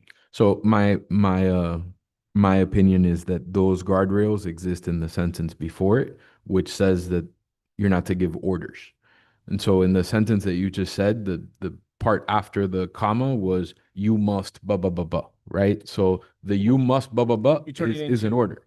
I recommend that you start using town attorney peoples and you make it more of, it's a recommendation, but it's, and you see where I'm saying, it's a Right. slippery slope. That's all I'm saying. And staff will generally tell you that they'll take your recommendation under advisement and they'll discuss it with the manager, and that's fine. Sometimes. But in my particular case, I would rather the elected officials be able to give that recommendation directly to staff rather than have to have it curated by the manager. That's the. Did any other commissioners want to opine on that? Anything else there? So just real quick, as kind of summary from what the report was saying on that question that I asked about courts, it's really about honesty and fact, faithfulness to an agreed common purpose, and reasonableness of discretion is kind of what guides the, you know, guidelines with regards to good faith. But there's nothing set directly. It's just in more of a context. So with this, the vote that we're going on is the vote to table it, send it back to the attorney for revision. Was that what's on the floor now? That is what is on the floor right now, and providing the town attorney with guidance on how exactly we would want that tailored. And I know that one of the suggestions was eliminating that sentence. I don't know if there's any other suggestions from anyone else other than that, because that's something I don't think we necessarily need to table. We could just strike it if people feel great. Don't think we need to revise it unless, you know, we have more guidance. I don't know, Mr. Town Attorney, I don't know if you need more assistance in to be able to draft something. Based on what I've seen other cities approve, for instance, this language is very similar to, I think Aventura has it, Doral. It's language that's in many charters without the word resolution. I don't, based on what you basically said about the issue of recommendations, it's a slippery slope. The problem that we have is you want, and the frustration I hear from Commissioner Rano and Commissioner Fernandez is that you want to take the manager out as a middleman. You want to be able to get the direction from the source, or I'm sorry, information from the source. And so I think removing that resolution accomplishes that. I'm not sure how to better accomplish that, or what additional words to make that part clear. I don't know that it exists. And if it does, please let me know. I don't know everything, right? If we remove and start removing things from here and water it down, then we start going to that slippery slope where there could be that interference between and direction between the council member telling the director or the employee how to do his job, what to do. I mean, we've seen other cities get themselves into trouble. Let's take the city of Miami as an example, when a commissioner is telling a code enforcement officer how to do his job, and it comes back to bite them, and it's not what the city wants, right? So I think that's what I don't know how far you as a body want to go in diluting that authority that the manager has over administration, because anything more is to dilute that. That's my opinion. Mr. Chair, may I Sure. seek clarification from Vice Chair. the town attorney? So in your opinion, because I agree the striking of the resolution, I think we're all in agreement with that, right? In your opinion, once that's stricken, then would that give the ability of a council person to ask those simple type of questions? What time is this event? When is the pothole going to be fixed? You know, those kind of things. The council people will have the ability to do that. It doesn't say, so it could really be whomever. I really think it should be a department director, but it could be a permit clerk or a park recreation leader or. So this says officers and employees. So officers, I take those to be directors, employees, the staff. If you want to make it more strict No, I mean, and just limit it to directors, we can certainly do that. But to answer your question, yes, I believe based on this language and how I've seen it operate in other cities that have similar language, would give the council members that ability to be able to have that interaction.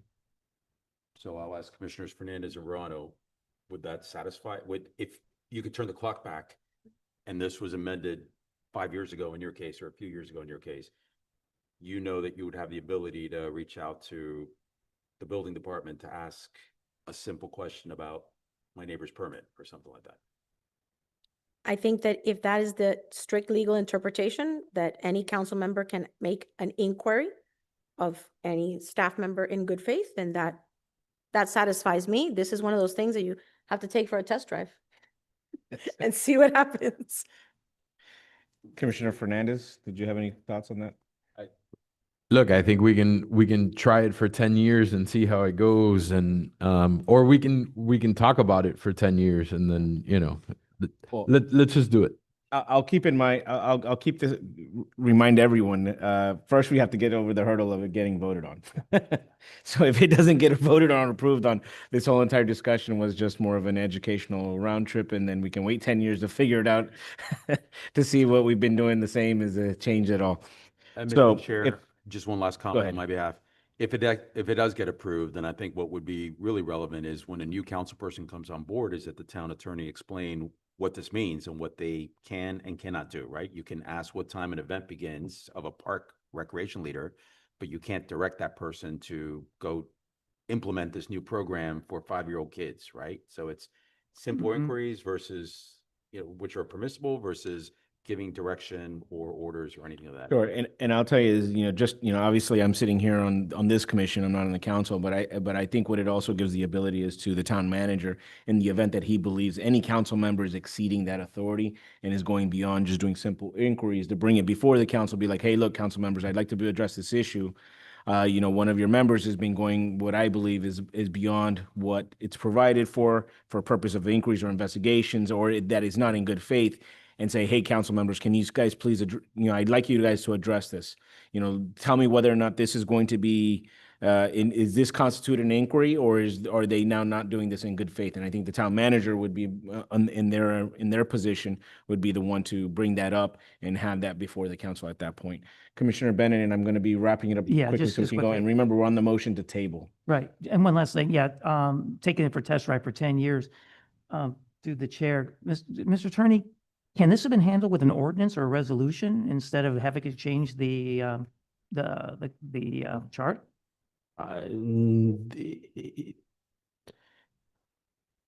Not really. Okay. Because the charter is what supersedes the ordinance. So if it says you have to do it by resolution, then it's prescribing the method by which you can make the inquiries. I mean, I mean, the it can't general be issues superseded by allow the, ordinance. yeah, just for the council members to make their inquiries, you know, in good faith. I mean, I figured that would be something like a resolution or an ordinance. Okay, thank you. Okay. All right. So as just to restate the motion, pending motion right now is to table and to give direction to the town attorney to draft new language. That is the current motion we are voting on. So I'm going to go ahead and call it. All in favor, say aye. All opposed, say nay. Nay. The nays have it and motion fails. And now going to the main motion now is to adopting the language as proposed with the amended language of replacing the word town for the word city as it appears throughout the paragraph. Any further discussion on that before we move forward to a vote? All right, I'm going to go ahead and call the vote. All in favor, say aye. Aye. Aye. Any opposed? Seeing no opposition, motion passes. We have the approved language for interference with administration. Mr. Chair, may I ask a question? So the ballot question on this item, will it be just referencing the striking of the resolution? So that's what I was just going to get into. Perfect. Of course you were. Go ahead. Of course I would. It's because I was reading your mind. Don't worry. It wasn't me. There's no credit here. None. I was going to ask the town attorneys if while we're talking about this, if we can look into see whether or not both of these questions are items that we can add on to a current question that has been proposed, or whether or not there is or we're going to need to do a separate language for an additional ballot question. We can get it if you have a little bit of time now, as we're starting to go through the rest of these questions, we can address it at the end. Is that fine, Mr. Town Attorney? Yeah, and the other thing too is, as I was hearing from some of you, is that you feel that there's too many questions here. So even though we've gone through all the language and we've kind of decided what we want to clean up, I mean, if there's something here that you all feel that should be, I don't know, reworked or eliminated or something, then I mean, that's appropriate. I mean, you've just have this from today, so obviously I think we're going to be talking about having another meeting, but just want to put that out there. Yeah. And so now that we're finishing, Mr. Town Attorney, your report is complete? Yes, Mr. Chair, I think so. Just to make sure we stick with the order of business. Mr. Chair, just Give one me quick. 1 second, real Okay. quick. Is it on old business on the No, town it's attorney on, report? on this particular one. But as far as the question, how the questions are going to be on for the charter questions, they cannot be compound questions, can they? Can they be compound questions? Okay, we'll get to that part because we're right now just on the town attorney report, which was on those two questions. Well, that's what I So was let me, I asking. just want from order of business and then let me get to 8A officially. Okay. And so now we're on 8A. No, but we're closing out the town attorney report. Nothing else, correct, Mr. Town Attorney? Nothing else except the questions Thank that are you. before you. All right, so now we're going to go to items for discussion. 8A, new business. First one is review of questions. I'll start with Commissioner Bennett. You were inquiring about the questions. Correct. The charter questions, they can't be compound questions, can they? They have to stand on their own merits, as I understood. Mr. Town Attorney? They can be single questions. Yes. They can be or they must be? No, I'm sorry. Sorry, guys. No, they can be compound questions. They can be Yes, compound they can. questions. Yes. They can be several questions in one. So The only ones that have to have single subject are constitutional amendments. yes. So as you guys see here on the first page of what the town attorney provided us is the statutory framework that concerns the ballot questions that'll be submitted. And as I understand it, is under this section, the two requirements are that the ballot title contain no more than 15 words and that the ballot summary language contain no more than 75 words. And that obviously the summary must be clear and unambiguous language and styled as a yes vote indicates approval and a no vote indicates rejection. And that each charter amendment must stand alone. The failure of one ballot question must not invalidate the remaining provisions. So when we drafted, or when the town attorneys drafted this and we met to discuss in working out it. We, adhering to both of those two requirements, including, the word counts for both the ballot and the ballot summary. They try to they work to combine several of our motions that we've made throughout. And obviously it's bringing it to you guys as to what your opinions are on each of the ballot questions, and what the way I intend on going is going question by question rather than jumping around. And the way I'd like to see this is, as we go through each of the questions, if we have an agreement in the language and we're fine with it, at least from an initial go around, let's find out the ones that we're all completely in agreement, that we have no issues with the language, we're fine with how it states and what it covers. And then, so that way we can focus on the ones that we have a little bit less or we have some disagreement on. So we can, and then we can come back and revisit those a little, so we don't have to address those, and those will be ready to go on a final vote, which I think, depending on how late we go today, we may have to go to, on the final, maybe have a shorter meeting that we set forth. So that way we can finally say, okay, these are going to be the final questions. But let's figure out which ones we're fine with, that we're okay with, and then those that we're not okay with, if we want to have redrafts or we want to have rewrites, to the extent we can do it today, we can do it today. If we're not, we can push it out to the next one to get that final aspect of it. Commissioner Bennett? Just quickly, since the town attorney has said that compound questions are allowed, it comes back down to the summary must be a yes or no. What if the first part is yes and the second part is no in people's minds? That's what I'm trying to say. That's why, I mean, I didn't think you could have compound questions, because one question could be a yes and the other part of the question could be a no. Right. So if you approve, there's certain questions when you go through here that combine different subjects, and we try to eliminate those type of situations and combine those that naturally have to go together. But if you do something like that, what you're saying, which, part of the question could be yes and part of the question could be no, yeah, you could have that result. Yeah. All right. So let's start off with question number 1. I'll go ahead and I'll read it. Is about the question number 1 ballot title is Charter Technical Amendments, Updated Terminology and Grammatical Cleanup.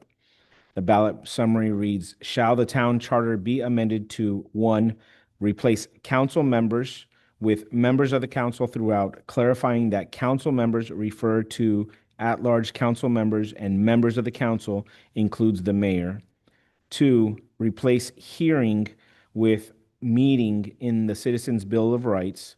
3, correct cross references from article to the Bill of Rights.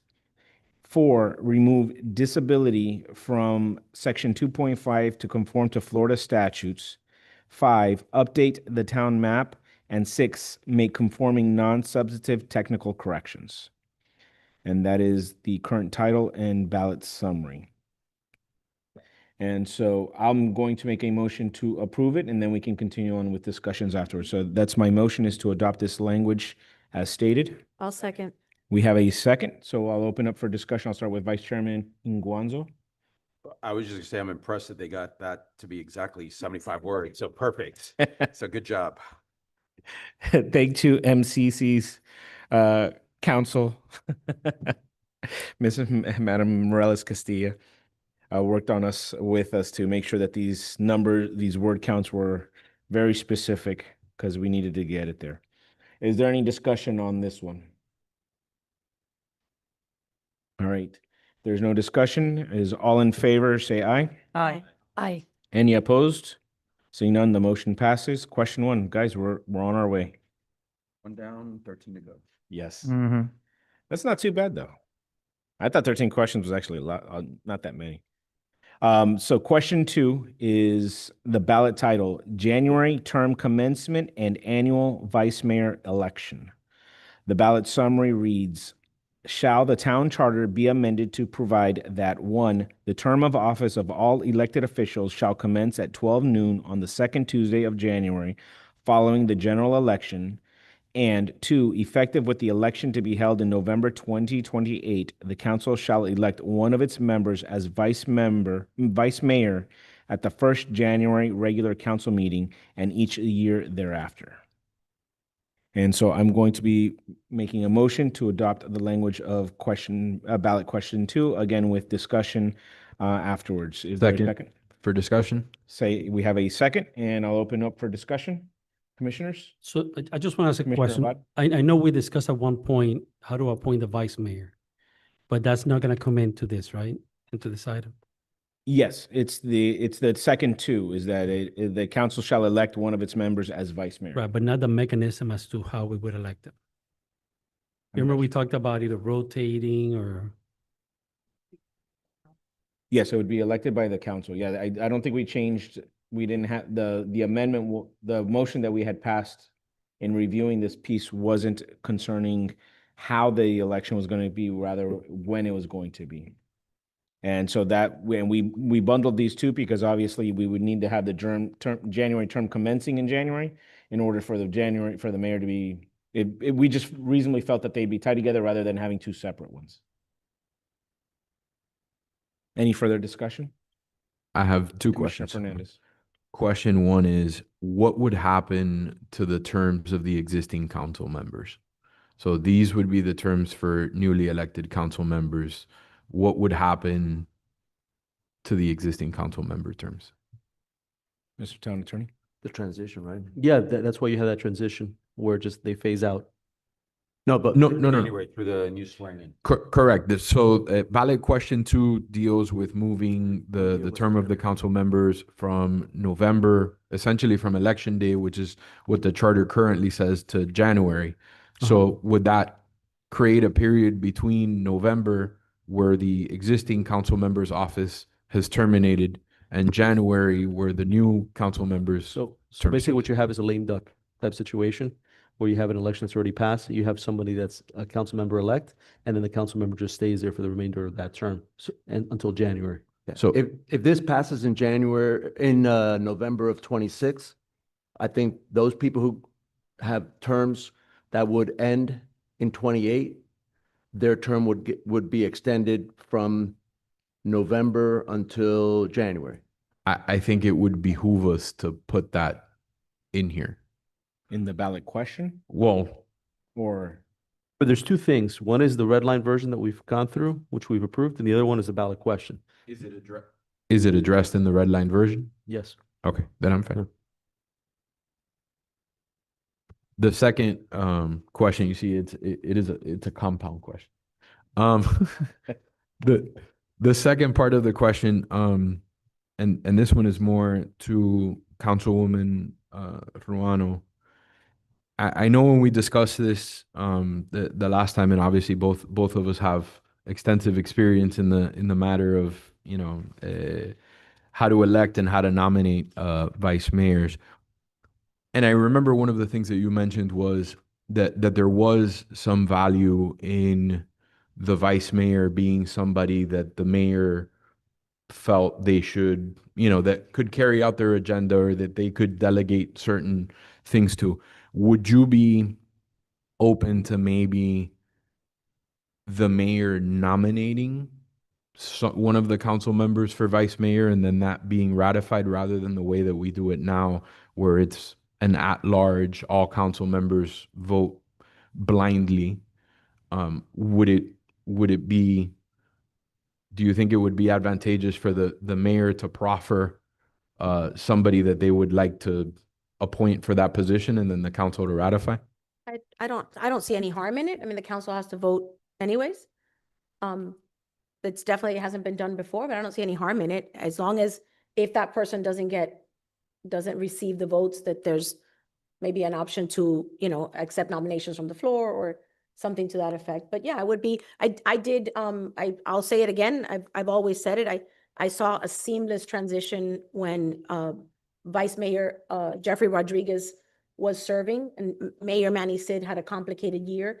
And it was great for the town that there was not a beat that was skipped, because they were working in sync, and it was seamless. I'm sure that it was seamless for the staff as well. So I do see a lot of value in that.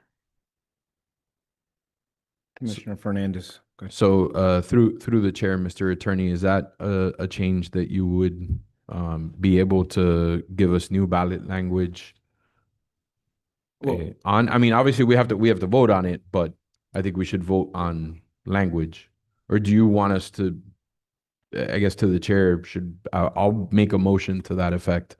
Well, if you'll make a motion to what? Sorry.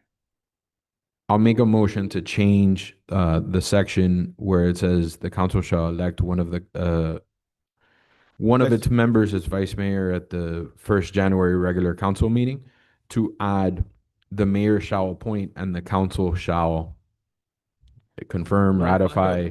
The question, right before you make your motion, just kind of in thinking about it, is do we want to be that prescriptive in the ballot question to begin with? Because you could, I think you could make the change to the charter question and it still would read, shall select one of its members as vice mayor, and not necessarily have that additional language there. I think you would be changing that in the charter, or even just leave it to council's ability to address it internally. Because I think it went, because remember, once you put it in the charter, you can't change it. You know, the council's gonna have to follow that process regardless of what they like. Yeah, So, I would prefer to do that just to remove any ambiguity and to remove it changing, from council to council or change it. I would rather memorialize it. Quick, so I think to the town attorney, my question would be, is if we make the change to the language in the charter to add what Council or Commissioner Fernandez is asking, would that charter language, do you think it's what the current ballot summary language is sufficient, or would we have to modify it to add that specificity of what was being changed in the charter?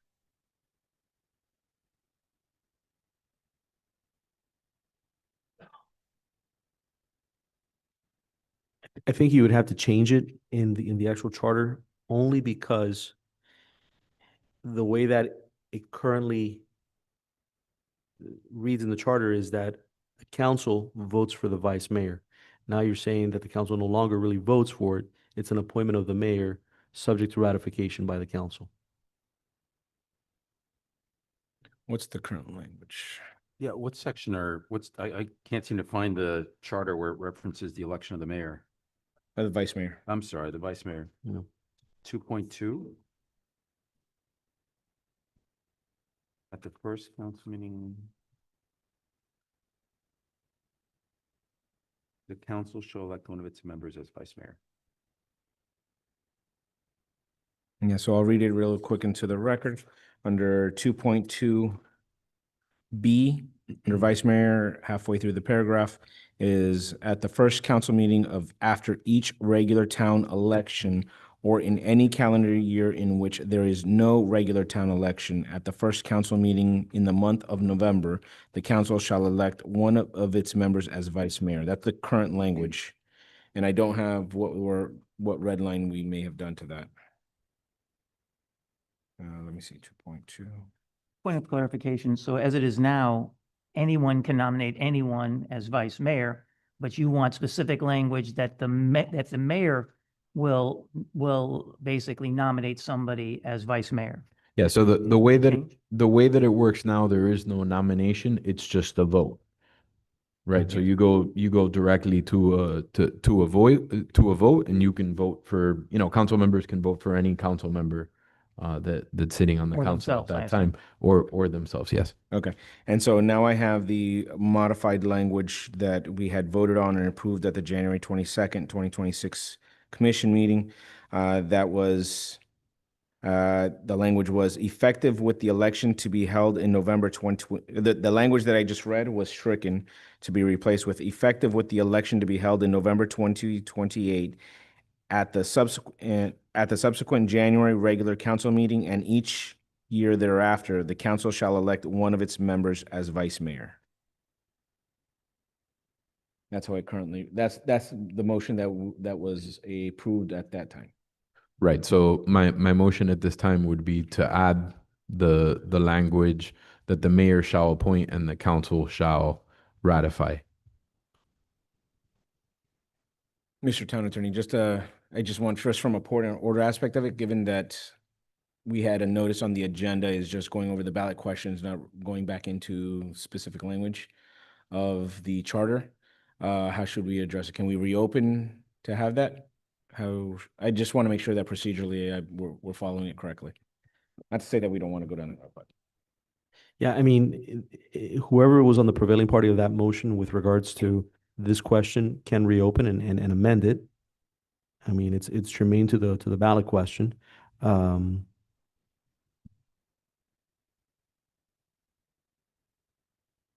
Do you know Everyone who was except on the you. prevailing party?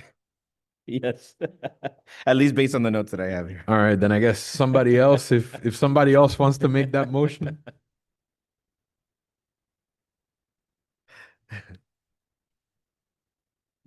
If I may, through the chair to the attorney, we would have to add language with respect to if the nomination fails, if the vote is not, if the council does not ratify.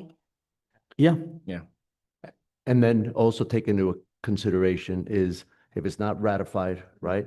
And then the mayor nominates the same person again. I lived in the city of Miami when the city manager was fired on one night 3 times by the mayor. In 9 words or less, by the way, so. Mr. Chair, So, may I ask for Mr. Vice Chair. point of clarification? So currently, at that meeting where the vice mayor is elected, what happens? Is there a council person that's nominated by somebody? No. No? Mr. Somebody just Town raises their Attorney, hand or and says, they "I want to wanna do it"? describe? Okay. How's that election? It's just a blind vote?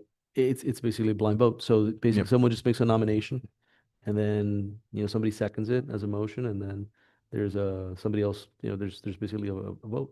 So I'm sorry, the town attorney. No, I'm sorry. Nominate. No. Everybody makes their own You vote. get a piece of paper. Yeah. nominate exactly. somebody, and It's Right. blind at the beginning, but then she reads them off and says, so and so. The town clerk provides like what I call a ballot.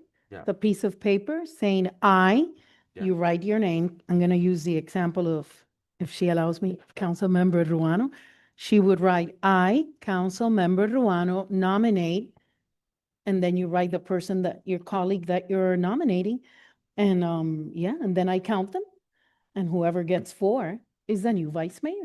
And is that defined by a resolution or something? How did the town get to that Nothing. process? That's just the way you always did I it? think, yes, that's Okay. how it has been done. So there's since nothing I've in the been- charter that defines it, as Commissioner Fernandez is suggesting, but I think that's a change. yeah. No, wait, Yeah. wait. That's a change. Which is why I was asking whether from a procedural standpoint, we can go and change other portions of the charter at this point, given that we're now discussing ballot items and we only discussed on the chart that we have on the agenda was that we put on the agenda that we're going to discuss on the agenda, the ballot questions. Okay, so That's why I just went from a procedural standpoint, or do we need to take a motion to reopen to allow this? the way that I think we should probably proceed is, let's go question by question. If there are things that you want to, I'm trying to think of how to do this now, that we've pretty much gone through the whole process of going through the charter, and we're now at the end looking at the questions. I mean, certainly I'm not going to tell you, you don't have the right to amend previously approved language. Now, if you do want to do that, and it was based on a motion, then definitely you do have to be on the prevailing side, according to Robert's rules, in order to bring that item back up. So is it what's on the agenda for tonight? No, it's going through the questions, but it's germane to the question. So I can't say that it would be completely improper to do that. Thank you. Mr. Chair, Right. just Vice Chairman. further clarification to the town attorney. Would the council have the ability to determine how they want to select the vice mayor? Could they put in place, hey, we'll do it through a nomination process and one person's nominated or 2 people are nominated, then you vote, or? Could they draft a resolution? Yeah. Yeah, so that's a great question. And I would say yes. In many instances, when the charter is not prescriptive, then an ordinance or resolution is adopted prescribing the actual method. Yeah. You had that happen with the manager selection, the attorney selection, and it was left further defined by ordinance. So yes. Well, but in that case, though, the charter does specifically reference, at least for the manager, that there shall be an ordinance to put into effect. The one for the manager, yes, it did. Yeah. Yeah. But so my question is, But if it doesn't and it's silent, then you then the council has the ability to do Yes. that by resolution. so- Correct. Okay. I mean, I don't know that I would want to go down the road to change the process, but if the council has the ability, if they determine that they want to do it, then it sounds like they have the ability to make that determination. they would. Yes. All right, so if anyone wants to make a motion to amend the charter language, we'll go ahead and I'll accept it as per the town attorney's germane to this ballot question. All right, seeing none. Sorry, Commissioner Fernandez. All right, now back to the ballot question itself. Any further discussion on the ballot question 2?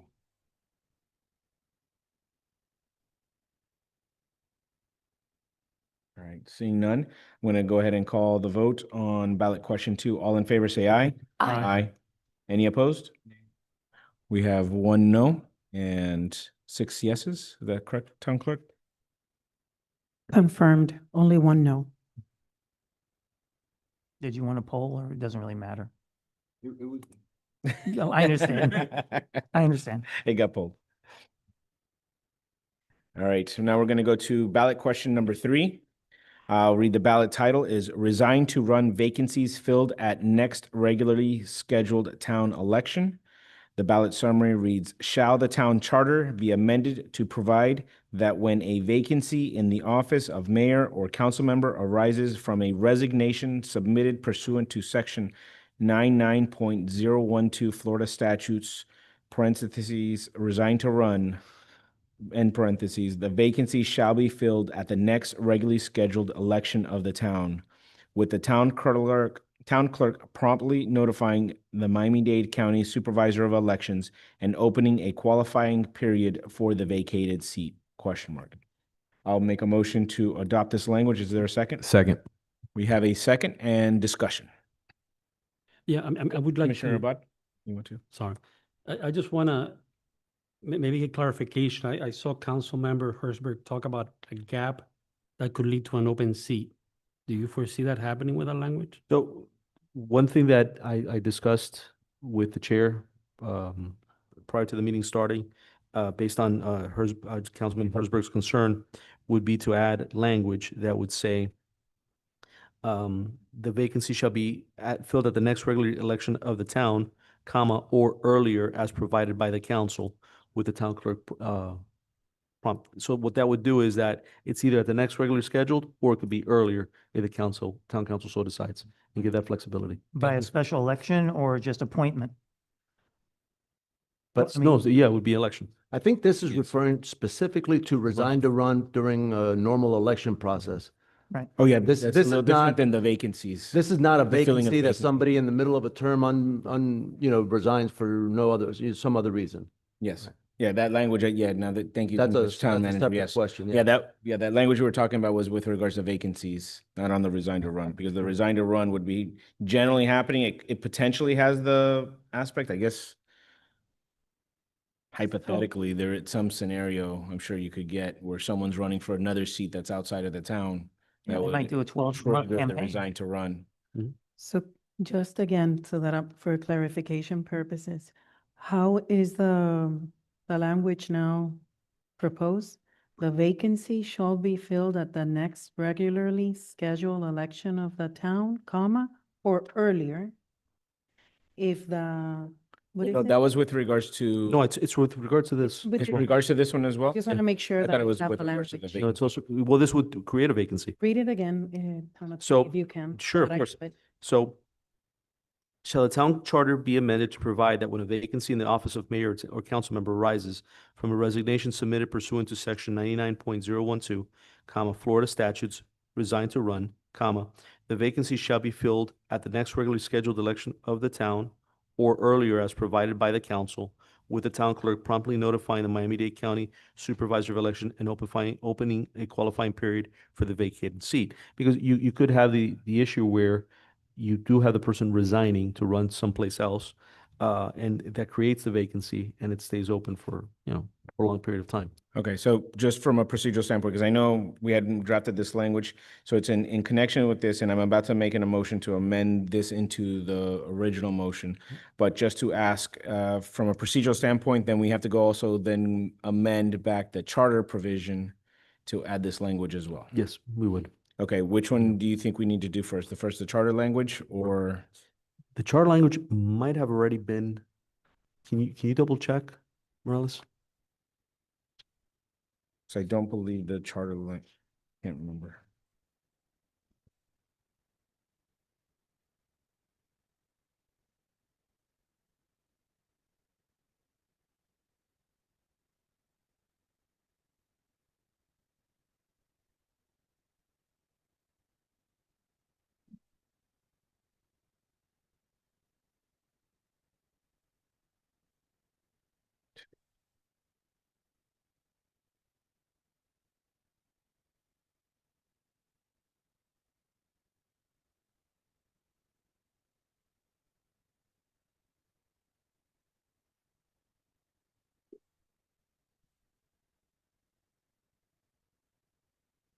I mean, for sake of time. Sure.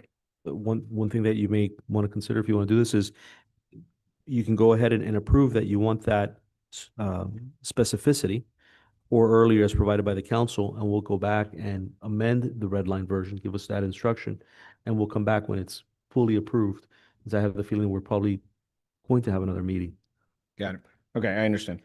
All right, so then on that suggestion, I'm going to go ahead, I'm going to make, so we can move at least the ballot summary, is to a interim motion to add in the language following the town, comma, is or as earlier as provided by the council, comma. Add that language in there. That's my motion. So I'll second for discussion, Mr. Chair. Okay, we have this second for discussion, and I'll start Commissioner Fernandez. All right, so this item was very much something that I brought forward originally, and the intent behind doing this was to maximize the amount of people that would be voting on this vacancy and to eliminate the need for a special election. So I can't be supportive of the language that's being suggested now, because that would create a mechanism to hold a special election, which is contrary to the spirit of my original item. I think the point is, you would know because of resign to run, and I'm going through different, elected offices that somebody could aspire to hold that would cause there to be an issue for it to be out of cycle. And the only other one that a resident of the town that sits on this council would be able to do would be some sort of county position, which could foreseeably have an election in August, right? And I think even if that resignation is tendered effective August, whatever, which it may not necessarily have to, because those positions don't Until begin January. until January. County, state, all of those other positions, they don't, even if they are held in August, they don't take effect. The start of those terms don't start until January. Yes. January what? The subsequent for January. No, I understand, but is there a date certain in January? I think the state and the county stipulated, and I think it's like the second, it's similar to the language that we put into ours. Second Tuesday of The of commencement January. of terms. Right, and so it may or may not be moot, because if we change our terms in the event that the item that we're taking to the voters to change when our terms begin coincides with that January term, then the possibility of this happening is zero.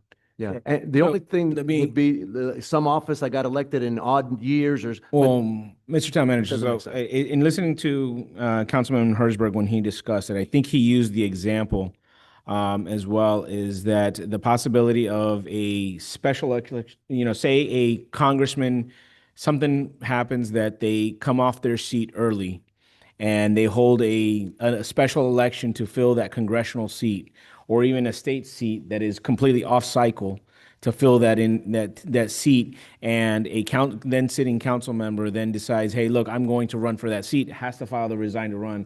It's going to be, let's say happens in January of 2027, which is an off cycle. We're not going to have an election until August of 2028. And then, so that resign to run is going to effectuate. And if the election is going to be held in March of 2027, you would effectively have now almost a full year before you would have the election. So there would be circumstances on off cycle on those special type of appointment type of positions where I believe, and that's where I listened and I looked at my notes, is when I took from when Councilmember Herzberg was talking about that resigned to vacancy, is why I had noted that aspect of it. So that was a circumstance that I thought of. I'm fine with it. Okay. Any other discussion on the addition of this language? Mr. Chair, yes, Yes. just for clarification on my end. So, because I know when we discussed this, and I remember when Commissioner Fernandez brought it up and we discussed it at great length. So if someone is going to run for another office and they submit their letter of resignation and it's dated effective election day, right? Whatever that date is, November 3rd. Does that mean that per this language, somebody could run for their seat for the November 3rd election? Yes. Yes, that was the intent of Commissioner Fernandez, is the way that the language is. And it would require the town clerk then, if, let's say if it was just keeping it to a town council one, which was, I think, the example that we used when we were having the main discussion, that person files in whenever is in June or July for within the qualifying period for the town. They say, hey, I'm going to be running for mayor or some other type of seat that'll cause me to do the resign to run. I file it.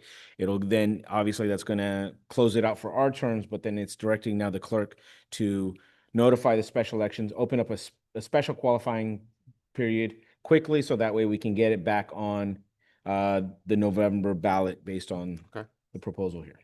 Perfect. So that way there wouldn't be that aspect of trying to fill the vacancy or anything like that. It's Yeah. just go straight into that. Great. Good fix. And it also, with the language, it avoids dual office holding, because and the resign to run is effective at the end of the term, which is their next term is they're going to start. It'd be effective anyways at that Yeah. point. Okay. All right. If no further discussion, all in favor, say aye. Aye. Aye. Any opposed? Seeing none, the motion passes to add this language. Now we're back on the main ballot summary language, including, I'll restate in the record, shall the town charter be amended to provide that when a vacancy in the office of mayor or council member arises from a resignation submitted pursuant to section 99.012 Florida statutes, resign to run, the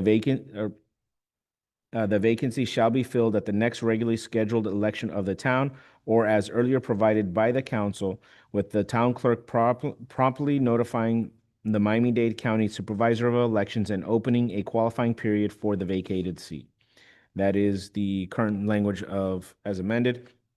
Any further discussion? Is that 75 words or less? It was 66 plus 1, 2, Plus 3, seven. 4, 5, 6, 7, Seven. 8. Okay, you're under the wire. Add an extra word. Yay. Yay. All right. Yes, I know we had counted that when we were looking at it earlier. All right. If no further discussion, is all in favor, say aye. Aye. Aye. Any opposed? Seeing none, the language as amended is approved.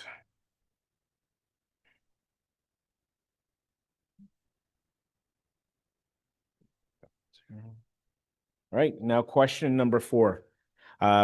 The ballot title is Filling Council Vacancies and Forfeiture of Office Procedures. The ballot summary reads, shall the town charter be amended to revise vacancy and forfeiture procedures by 1, providing that forfeiture for unexcused absence from 3 meetings shall occur by operation of law, 2, revising the procedure for filling vacancies with less than 6 months remaining, parentheses, mayor nomination within 30 days with council confirmation. 3, requiring a special election for vacancies with 6 or more months remaining.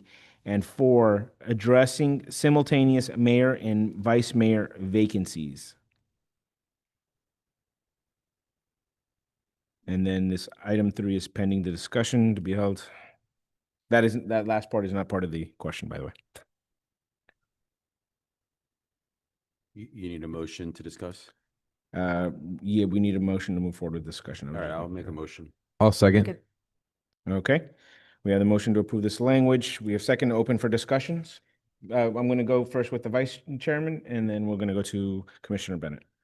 Yeah, I understand what all this is doing, but it's really, really confusing. And I think there's a lot of important stuff here. And I think when it's this confusing, people are just going to either skip it or vote no, because they don't understand what it does.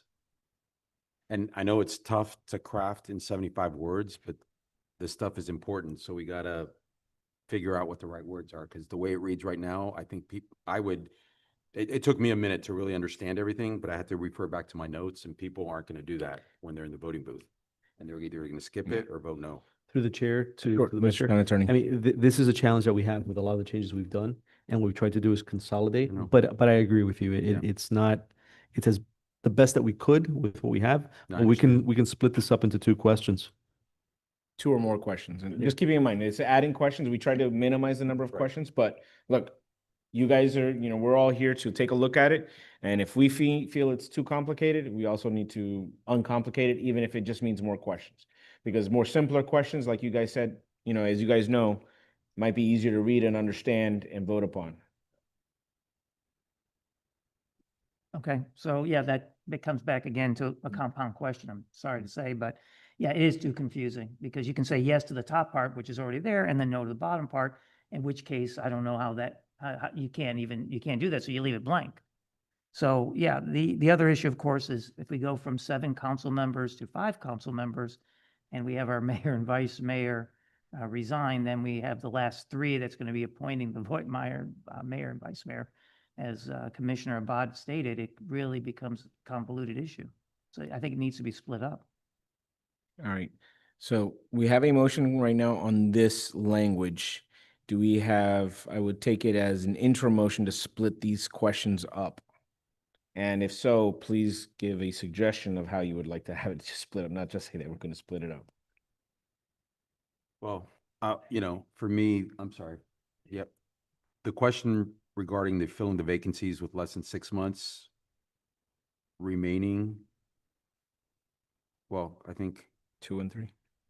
this is less than 6 months, but what if it's more than 6 months? Is that a That's subsequent question? 3. That's question. There's 2 and 3. Oh, 2 and 2 3. is less Oh, than, 3 is more than. okay.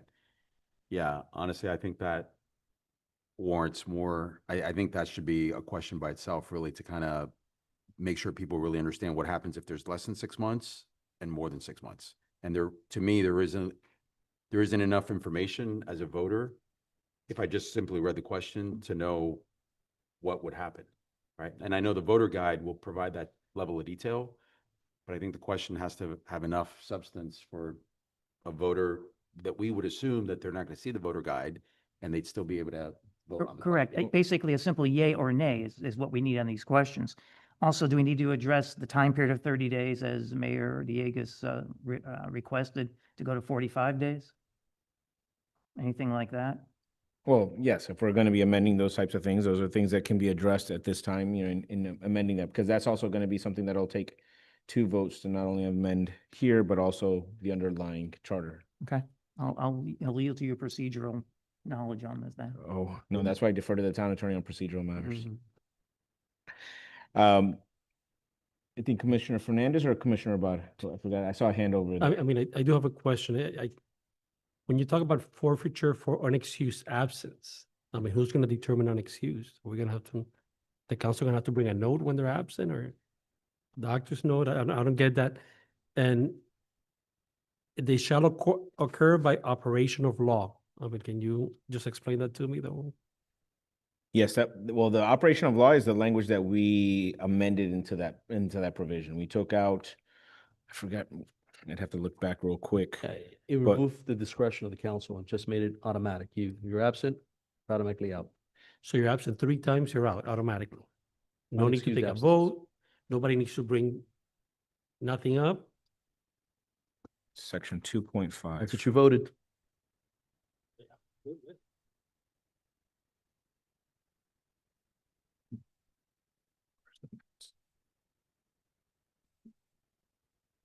I believe this was the discussion we had at the last meeting. Chair, can I ask a question? Sure, Madam Clerk. Just to make sure, refresh my memory, because I know I did the minutes, but I don't remember. This is like a few months ago.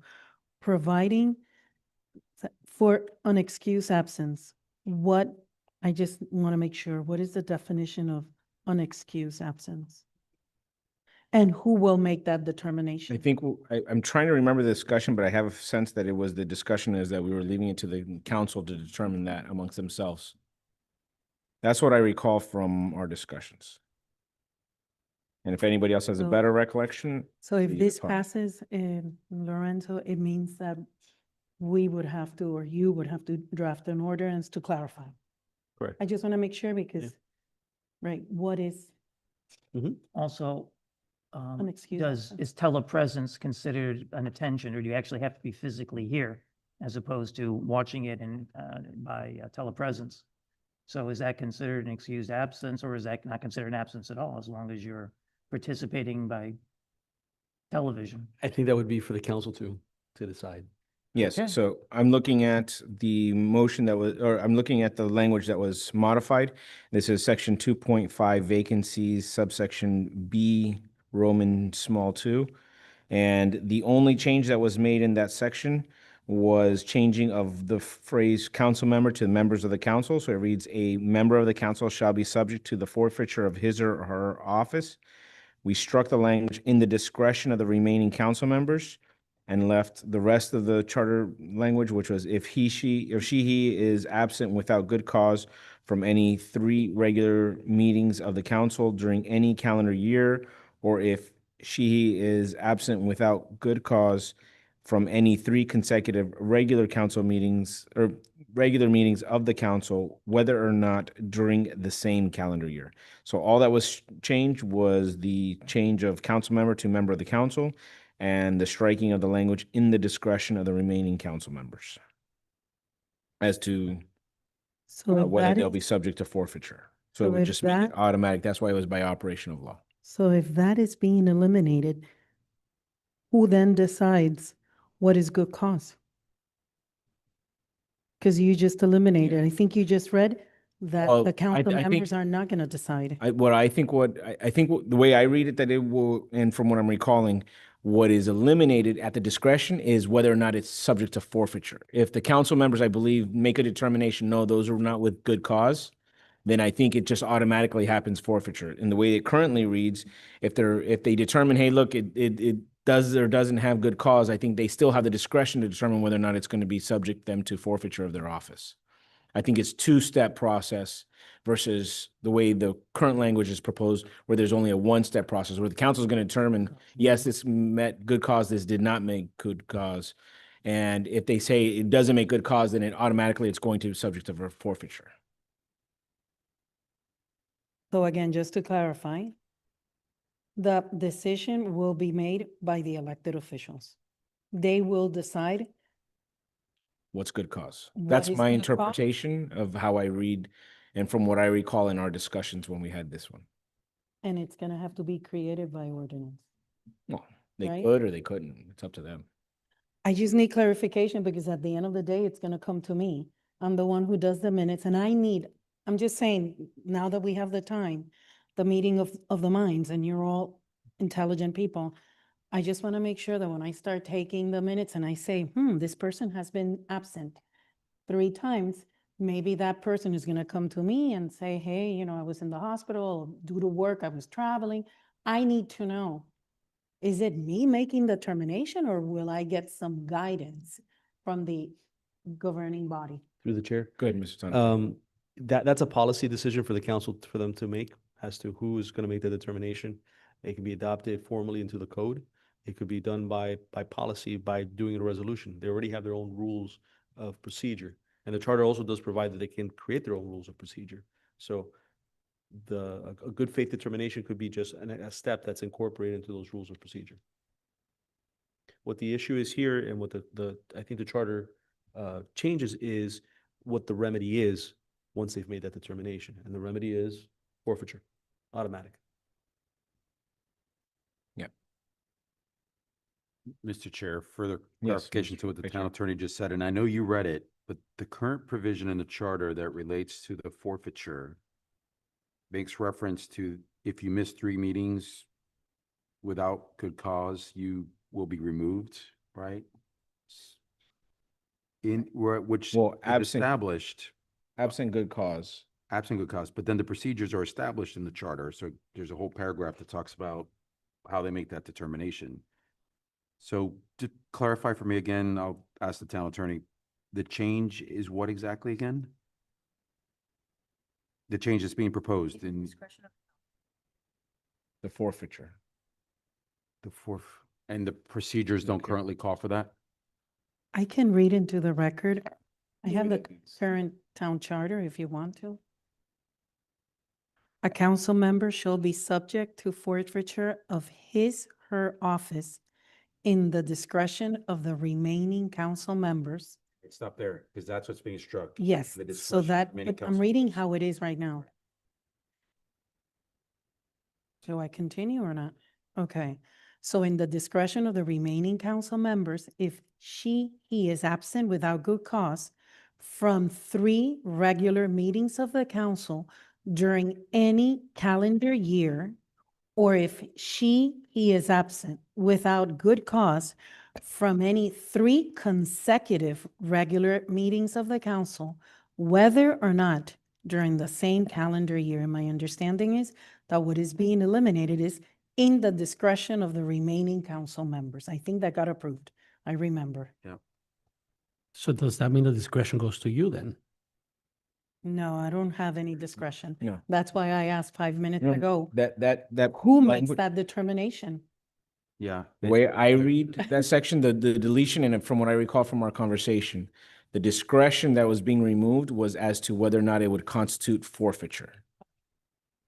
Well, so section 2.5B3 establishes the procedures for the council. And it says the council shall be the sole judge of the qualifications of its members and shall hear all questions relating to forfeiture of a council member's office, including whether or not good cause for absence has been or may be established.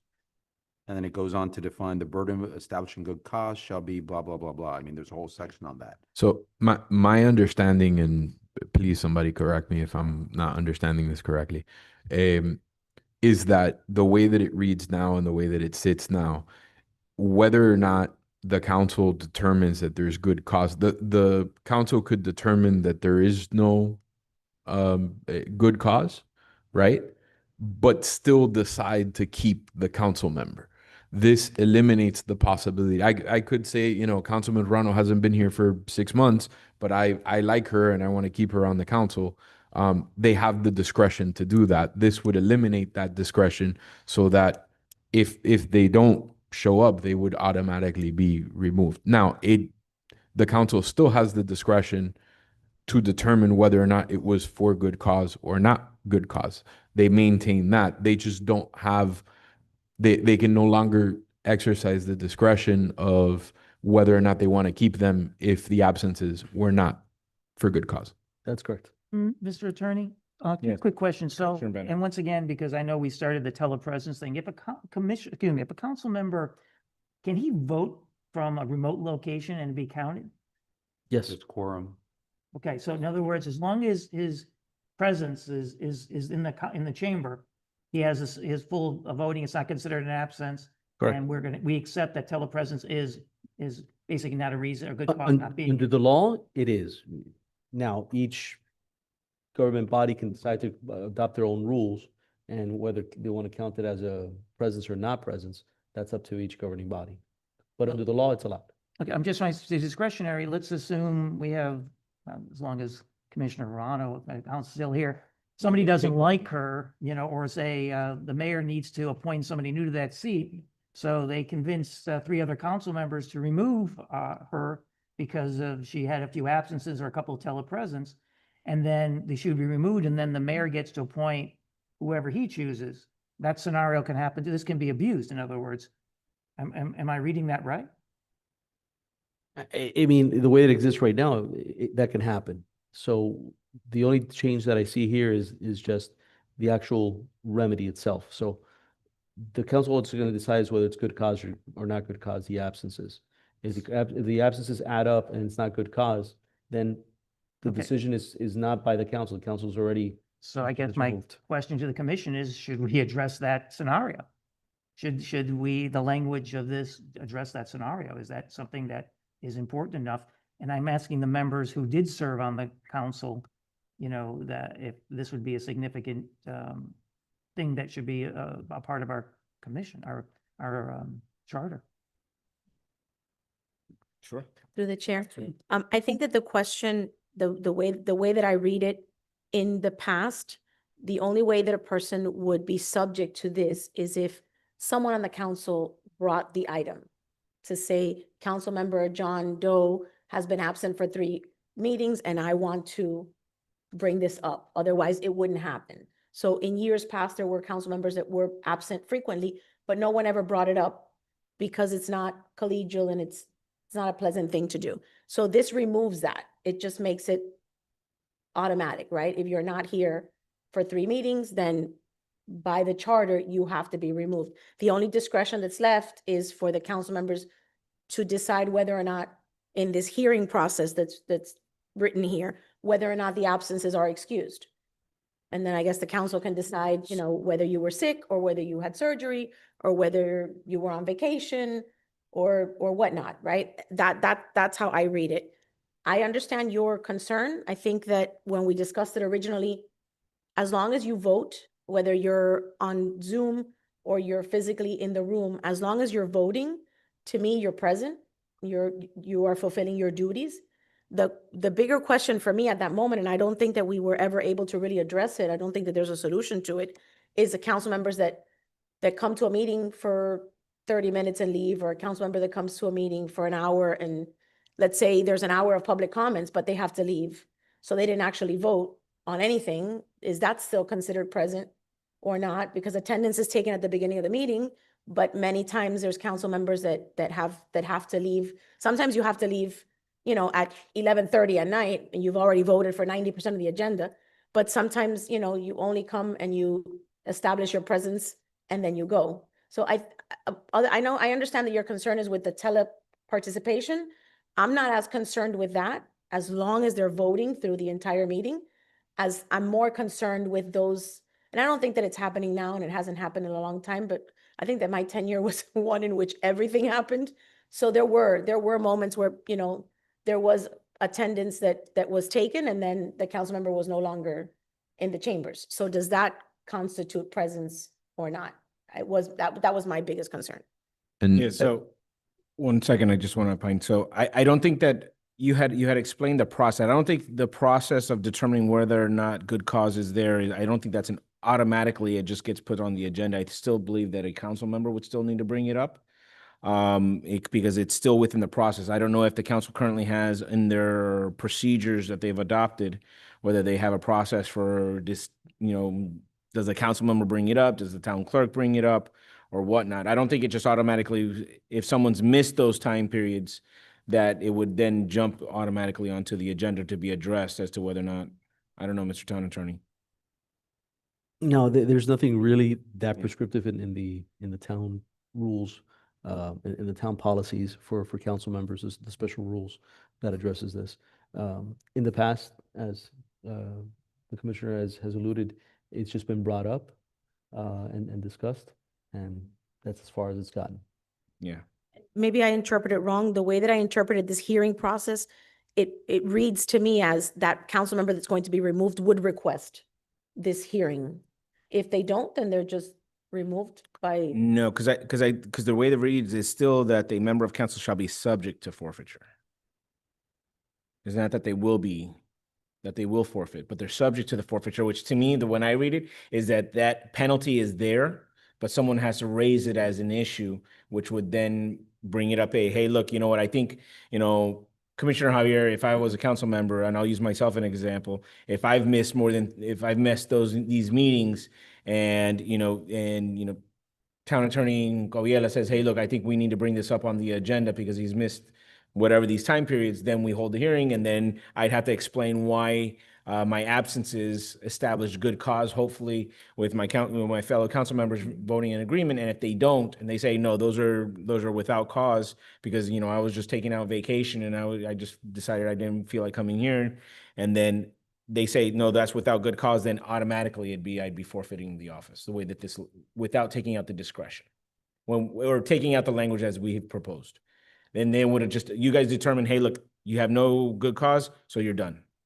So they don't have any choice. It's taking away the ability of the council to say, okay, well, you know what?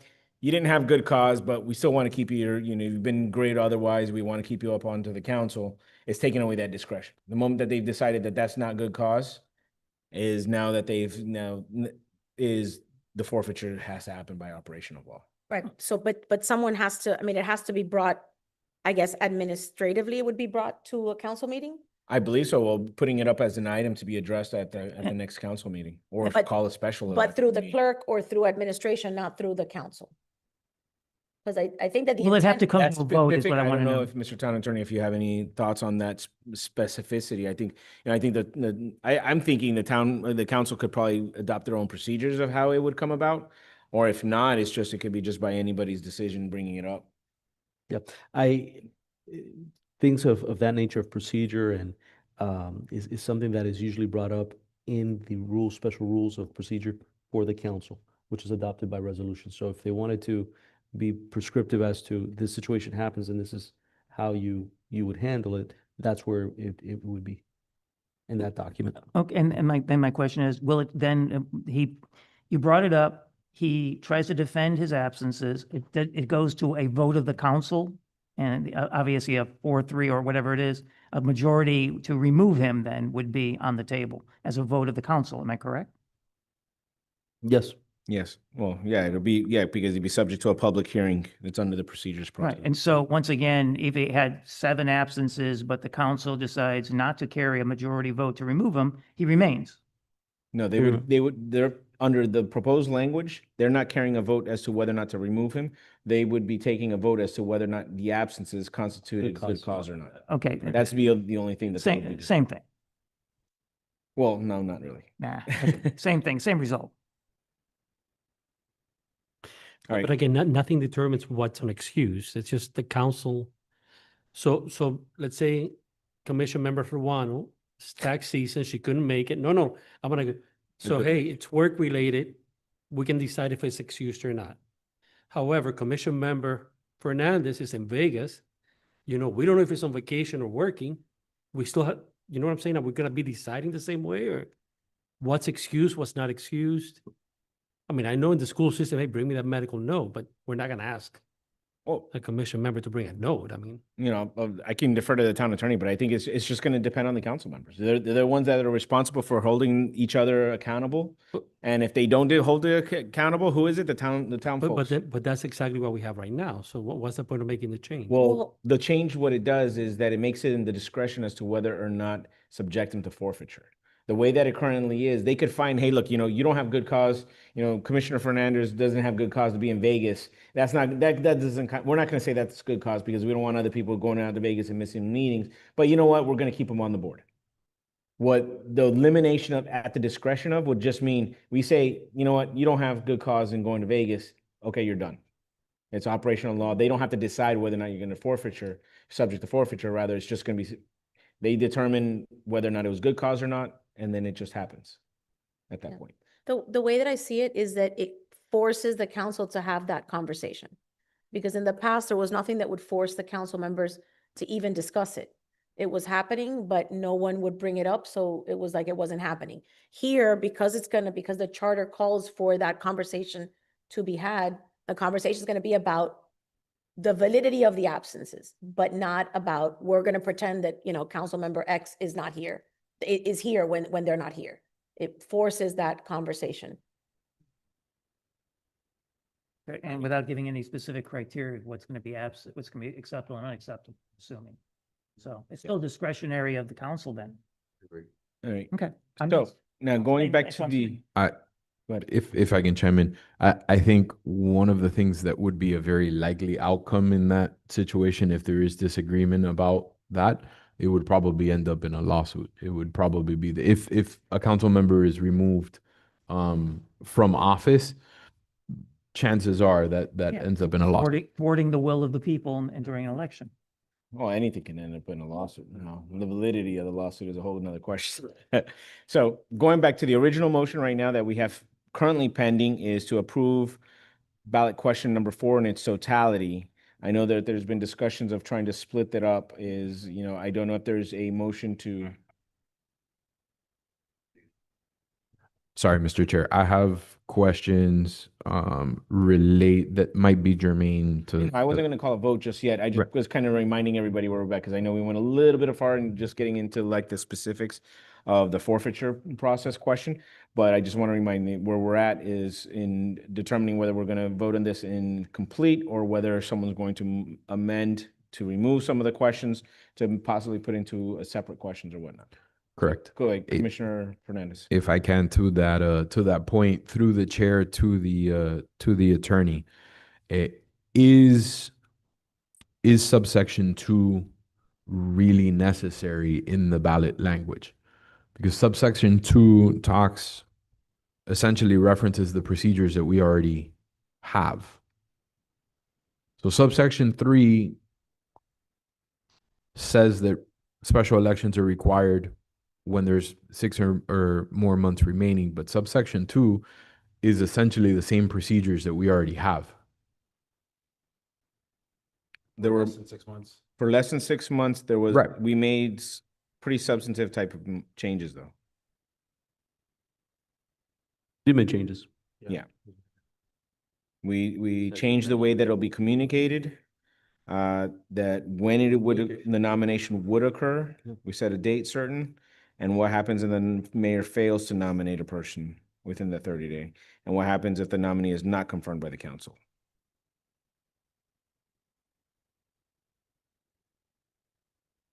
I guess that. Say it again, Mr. Chair. What happens if less than 6 months remain in the unexpired term? So just based on on the amendments that we've made to that section, from what I recall, I'm going off this, is that it would be, for less than 6 months, is that it'll be communicated to the town clerk by formal written communication was added language. There was added language that the confirmation vote of the mayor's nomination shall be conducted at the next regular council meeting following the nomination. We added language, if the mayor fails to nominate a person within 30 calendar days following the occurrence of the vacancy, any member of the council may nominate a person for consideration at the next regular council meeting. And we added language, if a nominee is not confirmed by the council, the vacancy shall remain unfilled until the next regularly scheduled election. And that was the language that was approved at the January 22, 2026 meeting. Is the section of subsection 2 between the parentheses, is that necessary, or can that language be removed? That can be removed. And again, what I'd ask is that you allow me to work on splitting this up and bring it Okay. back. So then you'd like to, so you want to rewrite this into multiple questions and present it to us? From what I understand, and the vice chair mentioned that, it's kind of convoluted, so. Sure, but are you asking more for direction on how we want to split up, or are you asking, because I just want to know, or are you just going to take a stab on how you? No, I mean, the direction you can give me is better, so we have a better conversation the next time. Okay, But- so I'll do this, as I'm, given that, I'm gonna make a motion to table, and we're gonna have a discussion about trying to give suggestions on how to split up, if anybody has. Second. But a motion to table the discussion to give the mayor or the town attorney an opportunity to revise the ballot question, whether it's going to be splitting up or reworking the questions. And we have a second, Second. Commissioner Bennett. And so open for discussion. If anyone has any suggestions to the directions to the town attorney of how they would like to have it split up. If you say, sections 1 and then 2 and 3 into another one, 1 and 4 can stay together. Question, Mr. Chair. Sure. So this says item 3 is still pending discussion. Item 3 is the one about special election with more than 6 months. So to me, what would make sense is numbers 2 and 3, right? Because they relate to the vacancy portion. So I think that if you address what happens if there's less than 6 months, which is what you just read, and then what happens if there's more than 6 months, which I guess according to this, we still need to have discussion. So that would be my recommendation, is that 2 and 3 be a question, and then we can determine 1 and, actually, it's just 1, right? There's only 3, there's only 3 parts? Oh, okay. Mr. Town Attorney, can you just clarify what's the pending discussion we had? I don't recall, or if Madam Clerk, you recall? Yeah. What we were going to discuss? I'm sorry, Chair. What is the question? Question here is that there was an annotation by the town attorneys that the item 3 is pending discussion to be had at today's Charter Review Commission meeting. I'm just trying to recall. I don't recall exactly what we were Oh. going to discuss. I would have to look at the minutes. Give me just 1 second. I believe, from what I remember, Chair, Yes. was that at the Sunshine meeting, the council had mentioned that they were going to bring some comments on this, which I don't really believe that they did much, but Yeah. that's why we put that That's why that comment is there. Correct? Okay. If I recall in the Sunshine meeting, and I only caught the tail end of it, but I think that in the summary that I heard, I want to say that the council wanted us to revisit this to just leave it as it was with a nomination and not address a special election. And I'm not sure if I'm remembering that correctly. That there was some discussion about it not being necessary to have a special election if there was more than 6 months remaining on the term, or that it could cause a vacant seat for an extended period of time. That's what I recall from the Sunshine meeting. I don't think we have any more council members with us, do we? No. All right, We you have do JC have- Jason Fernandez. still with? We do have council member. But, hi, through the chair? Yes. Yeah, yes, what Commission Member Ruano is stating is correct, yes. Does that answer that? Yes, thank you. You're welcome. Mr. Chair, can you or someone remind us what our intent was? Where did we land the plane? So, I don't know. Do you have it before you first? Quick, Mr. Town Attorney? What the language was that we revised in this one? I know at the Sunshine meeting, the council spoke about it, but what is it that they? The 6 or spoke about more. Based on our, Because I don't remember which Language. one we finalized. at the Sunshine meeting, what did the council look at? Like, what was their? I wasn't there for. Oh, okay. I mean, I have the language from the minutes of last Yes, I see it meeting now. regarding section 2.5, C, 2 and 3, which is 6 months or more remain. And the language also of mayor and vice mayor's position becoming both at the same time vacant. And both motions were approved unanimously. So all of you have a right to bring this discussion forth.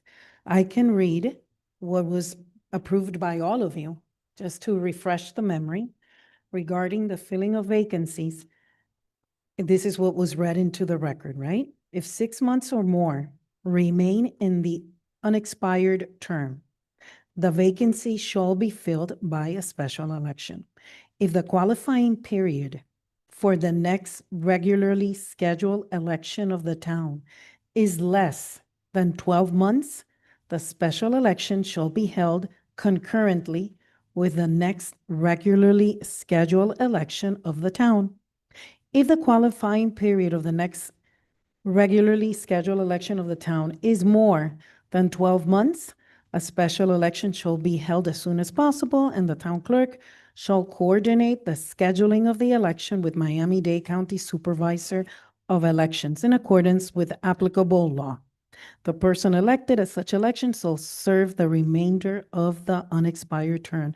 If my memory is correct, and I think both of us, the two attorneys were in that meeting, the Sunshine meeting, I believe it was brought to our attention by Councilmember Hirschberg.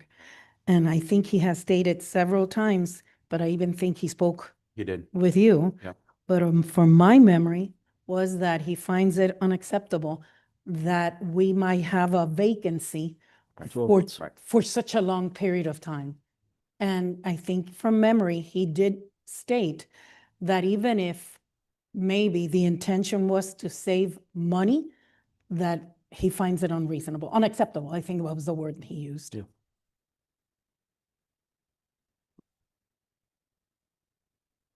So to confirm, the concern that was raised at the Sunshine meeting was the potential length of time that may occur. Let him Right. proceed. All right, so what they asked, I guess that's an appropriate way to say it. What they asked is that we consider that concern and see if we can address it to make sure that the intent is captured. Well, I that believe you don't that- have a vacancy for such a long period of time.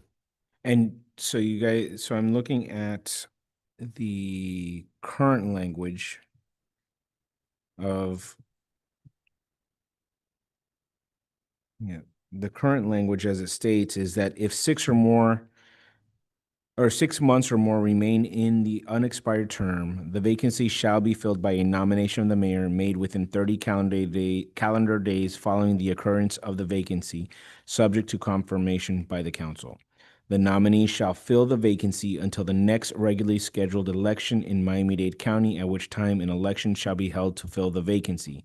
However, if the council is unable to confirm a nominee, a special election to fill that vacancy shall be held no later than 90 calendar days following the occurrence of the vacancy. That's the current language. Mr. Chair? Yes. Yeah, I think that you guys have resolved the majority of the times that you're going to have a vacancy, which is when somebody has to resign to run for a different office or a higher office or whatever. This is going to happen not too often, so maybe something for the commission to consider would be if there's a vacancy or something, a vacancy for longer than 6 months, just a special election as soon as possible, and then that limits it right there.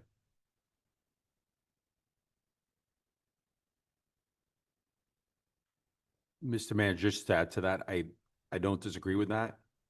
But what we had spoken about, and I think, sorry, what we had spoken about was, but if there's a regularly scheduled election in the horizon, that it go to the regularly scheduled election. Right, but what is that Right. on the horizon? What is that? Yeah. How do you define I- that, you know?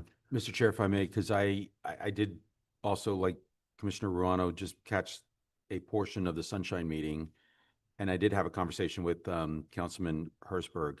I kind of started just checking to see what other cities did. I pulled a couple.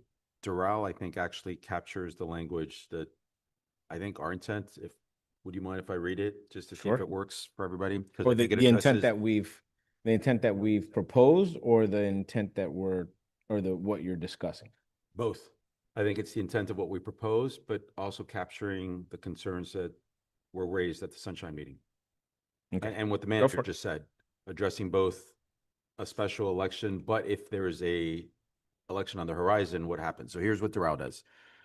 It says, if more than 6 months remain in the unexpired term of a council member, the vacancy shall be filled by a special election to be held no later than 90 days following the occurrence of the vacancy, unless there is a city, county, state, or national election scheduled to take place within 150 days, in which case the vacancy shall be filled by special election on that scheduled regular election date.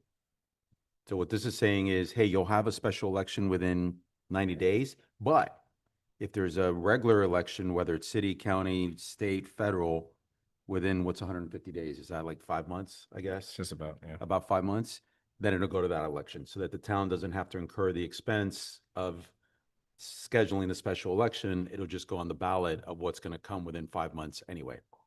I like that. But do we go 5 months I don't missing a think any- council member with a 6 or 4? Can I Yeah, add something else council. to your plate? Sure, no, right after Commissioner Yeah. Biden. Good. No, like I said, my concern is, I mean, I'm fine with the language, but again, we're talking about 5 months without a council member. Are we talking about appointing somebody for It's either 5 3 months? months or Right. 5 months, because you can't have an election Whoa. within 30 days. Yes. You need the qualifying, so it's whether it's 3 months or 5 months. So 3 months at the short end, 5 months at the long end. Okay, Commissioner Fernandez, hold on one second. I have town manager, and I'll get back to you. Yeah. With the change in language dealing with commencement of terms, it really only takes into account elections that are or offices that are filled on a normal cycle. You're going to have insert some language in here when an election or a seat is filled in a special election. When does the term commence? So you may need to add a couple sentences dealing with that scenario.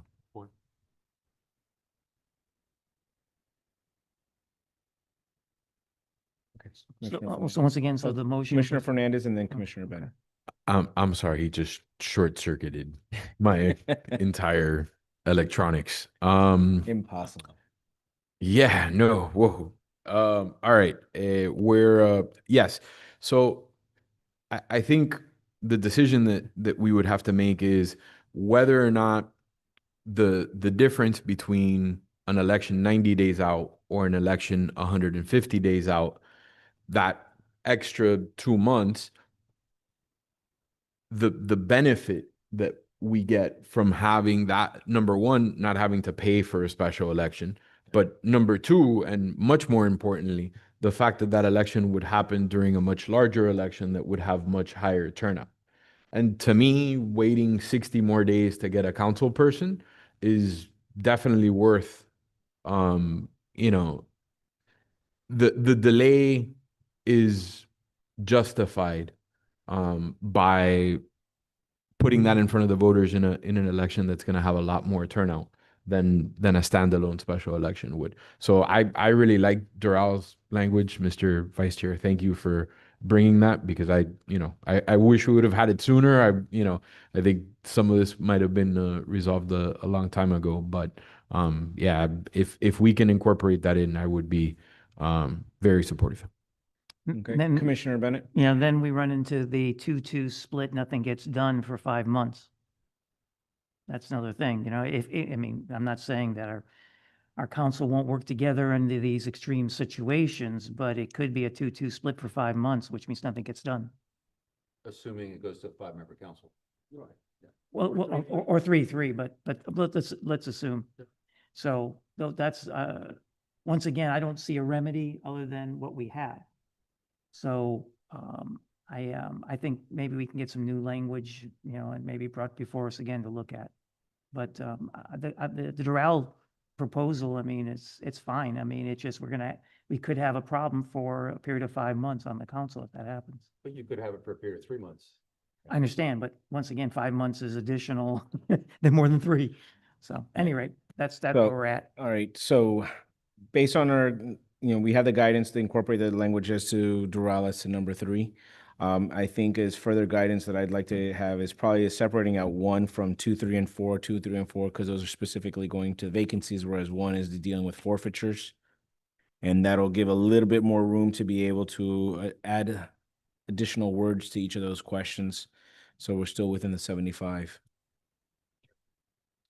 Friendly amendment, do we want to change the Right. amount of time from 30 to 45 days? I'm sorry. 30 to 45 days with regards to, Yeah, the mayor nomination within 30 days, give him 45 days to make the nomination for that. I mean, it was brought up during public comments, so I thought I sure. just want to know if that's a friendly amendment we should address now or later. Thank you. Well, right now it's to table and to provide guidance. So as to Mr. Town Attorney, let me ask, because I want to know if that motion to amend the charter language should be within that type of vote. Because we're in the middle of a motion pending to table and to provide guidance on bringing back ballot language.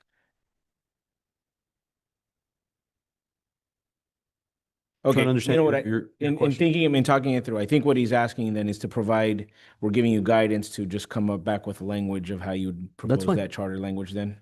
That's To fine. change it from 30 to 45. That's fine. I think Correct. that's the way we handle it Yeah, together now. and you guys can formally vote on it. when Yes. this comes Yeah, back. that's basically it. It's part of the guidance because the vote is on the floor is to table this and then get new language. So, thank you.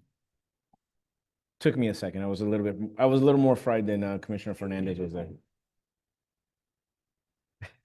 Yeah. And we're on 4. Thank you, guys. All right, so any further discussion on tabling? I don't think there's any in the discussion. So all in favor, say aye. Aye. Aye. Any opposed? Seeing none, the motion passes. It's going to be tabled. And if the town attorney, if you can bring us back that language as on those 2 items. Taking notes here. All right.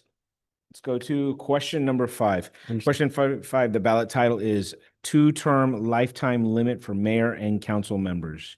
Ballot summary, shall the town charter be amended to limit the mayor and the members of the council to no more than 2 4-year terms in each office during their lifetime, rather than 2 consecutive terms, with terms as council member and mayor counted separately? Provide that service exceeding 2 years of an unexpired term counts as a term, and apply these limits retroactively such that prior terms count toward the 2-term limit. That is, I will make the motion to adopt this language. I'll Is there second a it. second? I'll second it. Second from Commissioner Abad. Any discussion? Yeah, Commissioner I mean, Abad. I just wanted to address, I saw Vice Mayor Moreira come up and talk about what is considered, like in his case, right? It's a full term. It's, if he serves 2.5, is that considered 4? Is it, I mean?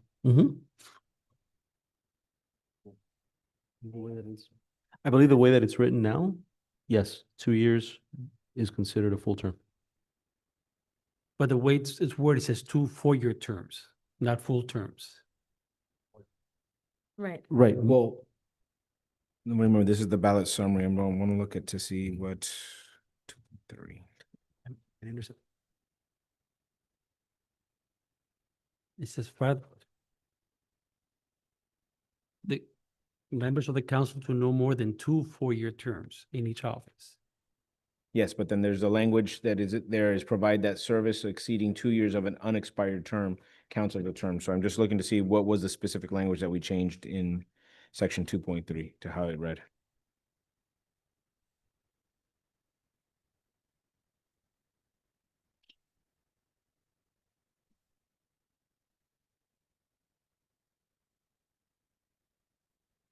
I believe it's 2.3. Mr. Town Attorney? Term of office, here we go.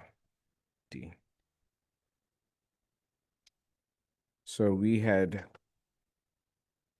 the language was no person shall serve as mayor or as a, and then we add this, we struck the rest of the provision, the section, and added, no person shall serve as a mayor or as a member of the council for more than 2 4-year terms. For purposes of this section, a term shall mean a 4-year term to which a person was elected. Service in office pursuant to an appointment to fill a vacancy shall not constitute a term, provided, however, that if a person appointed to fill a vacancy serves more than 2 years of an unexpired term, such service shall be deemed a term for purposes of this section. Terms served as a council member and terms served as a member shall be counted separately and independently. These term limits shall apply retroactively such that previously served terms shall count towards the 2-term limit upon adoption of this provision. So as I read it here, is that you had to have been elected to a 4-year term or appointed to a vacancy where there was more than 2 years left. So those each would count as a term. And that's what we voted on. That was at the initial January 22nd commission meeting and then confirmed at the April 23rd, 2026 meeting.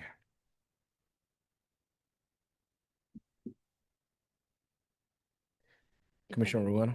Thank you, through the chair. If this language is voted down, does that mean that this does not get placed on the ballot? If we vote down. the If language? we vote down this language, it language, was, or well, the if- thing is that we have the motion. The Mhm. motion is there. We would have to revise the language to reflect the motion that was already approved. Right, so the question goes on the ballot no matter what, in some way, shape or form. Yes. Well, Well- unless a member of the prevailing party who voted for it brings it up again. Game anymore. The vice chairman does. With your luck, you probably weren't on the prevailing side anyway, so it's a moot point.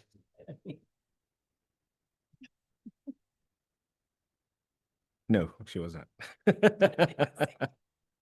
you go. Yes, you were. 6-1. But right now we're voting on the ballot question. So remember, there is, in the previous language, I'll just say that I don't believe there was a definition of what a term is.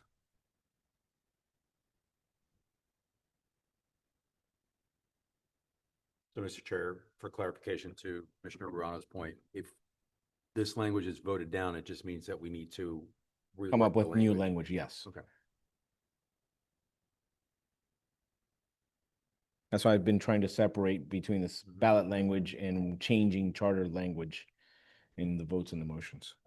Mr. Chair, so the way I interpret this, obviously, with the lifetime limit, we're saying that now the consecutive, like, once again, scenarios, he's elected for 4, he takes off for 4 years, and then he can't come back for another term?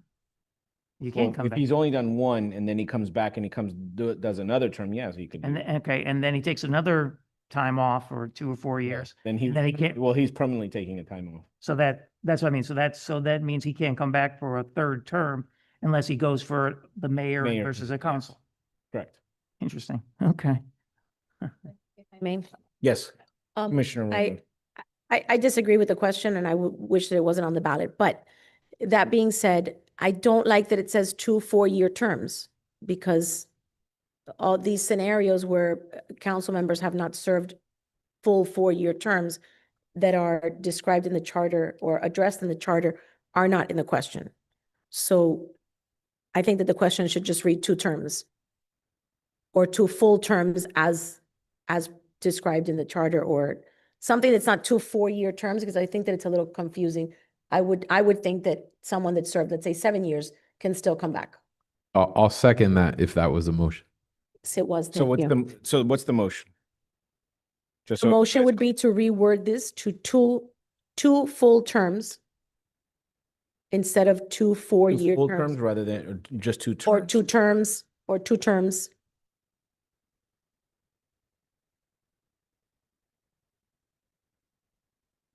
And there's a second? Yeah. All right, any discussion?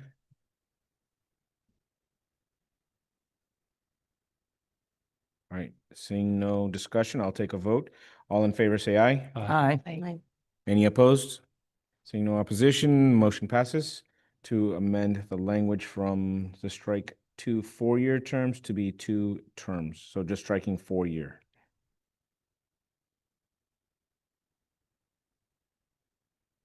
All right, now we're back on the main motion as amended to approve the language with the amended.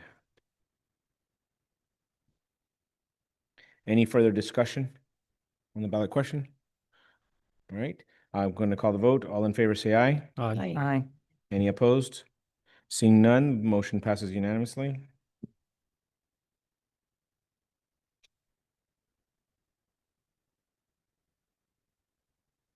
All right, we'll go to ballot question number 6. Ballot title reads, Reduction of Town Council from 7 to 5 members. The ballot summary, shall the town charter be amended to reduce the size of the town council from 7 members to 5 members, the mayor and 4 at-large council members, by 1, electing the council member to seat number 5 in 2028 to a 2-year term, after which seat number 5 shall be abolished in 2030, and 2, abolishing seat number 6 upon expiration of the current term in 2030 with no further election for seat number 6. I'll make the motion to adopt this language. I'll second. Second. We have a second. Any discussion? I'm going to vote no because I just don't like anything about this particular amendment. So I'm just letting you know that I think the whole language is wrong and it's not, it prevents proper representation of our people. I think it causes too much problem downstream. If we have a mayor and the vice mayor resign, we only have 3 people left. It's wrong. Okay. That's it. So I disagree with the entire language of it. You disagree with the language or the concept of the The language of it. You take the concept. take the So language. if you disagree with the language, what language would you propose instead that captures the motion that was passed? That's a good one. Okay. That's not a good one. It's what you're doing. I'm just well, trying to clarify. So No, I understand. we understand your discussion. I understand. Unfortunately, I'm not part of the prevailing party, Yeah. so I can't change it. Okay. So. Right. So Commissioner. I agree with Dr. Bennett. I mean, I don't think we should be even considering this. I know that it's there. I know it's going to go to the voters, but in principle, I will also be voting no. All right. Do you have same question to you? Then what language would you propose? No, there is no language. I mean, Well, you're voting down the ballot question. I mean, So, but I know I understand can't the bring it concept, up. The concept itself of going to 5, I don't think, it's something we should have considered. Even the person who brought it up is questioning whether that was the right decision. Yeah. Like I said, everybody who stood up for public comment has opposed it. So, but then again, I wasn't part of the prevailing party. Yeah. I'm just gonna vote no. It's the principle of it. Okay. I don't think it should be in the ballot. Look, I want to remind you guys, we're not making the decision to move it down from 7 to 5. You know, if the rest of the town, or majority of the town, let me put it this way, of the voting portion of the town is in agreement with you guys, it's going to be voted down. So it'll kill it out. And, you know, and as I'll describe, as you guys see, is we bundled together the attrition model that we had with regards to the language with the seat. So that way it's all tied together in one language. So obviously if it's going to die, it's going to die together because you can't have those differences. That's the way it should go. I'm okay with, Okay. it's not that I'm opposing the way you want So to then do it. then you should be in favor of the ballot question. No, man. Not the concept of underlying it, I understand that. So Commissioner, Fernandez. So my comment is on the actual way that the question reads. For as much as they say that attorneys don't like numbers, there's a lot of numbers going on in this question, right? So I guess first question, where it says 7 and then 7 in parentheses, is that required in the ballot language that the numbers be restated? No, it's not. Okay. Just because the years are in there and the seat numbers are in there and there's a lot of other numbers in there, I would prefer to remove, especially where it says from 7 members to 5 members. I don't think those numbers in those parentheses need to be there. So are you making a motion? Yes. We have a second. We have a second from the vice chairman. Now we have this interim motion. Is any discussion on the removal of the references to parentheses and the numeral 7 and the parentheses and numeral 5? I would like to, And then go to the vice chairman, and I'll come over to you, Commissioner. Yeah, I agree. I actually have some recommendations. I have a lot of recommendations for the language because to me it's super confusing and the numbers were part of that. But is it appropriate to talk about those now or just only the discussion is on the parentheses? Well, let's keep it to this, and if we want Okay. to do a subsequent to address Okay. the other issues, we can do that as well. I want to try to keep it simpler so it's easier to read. All right, Commissioner my Roy? comments are, Oh, sorry. no, I agree with Commissioner Fernandez. I think there's a lot going on here, so I support removing at least the numbers, not the wording. Yeah, of the numerals in parentheses. Commissioner Ruano? thank you. I would propose, just because I'm a numbers person, and I think that numbers stand out more than words. And it's impactful because I don't want it to pass. So it's more impactful to see the number 7 and to see the number 5 than to have the words in there. I do agree that the parentheses and the word and the number is maybe a little redundant and confusing, but I would prefer to have the number in there rather than the word because I feel like it's more visual. People will understand it a little bit more. I'm not opposed to that. Thank you. So, So, Mr. Town Attorney, I'm sorry. how do you take it as a friendly amendment? No, that's fine. It's a friendly You know? amendment. Okay. I'm okay with it. So a friendly movement to, rather than strike the numerals, to strike the words and keep the numerals without the parentheses. Yes. Okay? All right. Now on the friendly amended motion, is there any further discussion? Okay, seeing none, all in favor say aye. Aye. Any opposed? Seeing none, the motion passes. Now on the main motion again, Vice Chairman Guanzo? So this is discussion, correct? Yes. Okay. So a couple of comments. So we define the 7-member, well, actually, we don't define this. We define the 5-member council as a mayor and 4 at-large council members, but we don't do that for the 7-member council, saying it's a mayor and 6 at-large council members. So I think we should be consistent. If we define it for the 5, for clarification, it should be defined for the 7 as well. And just to comment on that, that I think was for limitations. Oh, sure. Yeah, But of course. it'd be either removing it, not having it all. or- Right. Yeah, then I would say then you remove it because for me, it creates confusion. So it's, you know, you're going from 7 to 5. So I don't know that you need it then. So is that your motion? Yes. Second. So there's a motion to remove the parentheses, the mayor and the 4 at-large council members, close parentheses. All right, any discussion? So just let me ask you this. So by removing the word 7 and 5 gives us extra words, right? Doesn't it add up? 2 words. Yeah, but you could have I four. don't know whether or not they got counted in.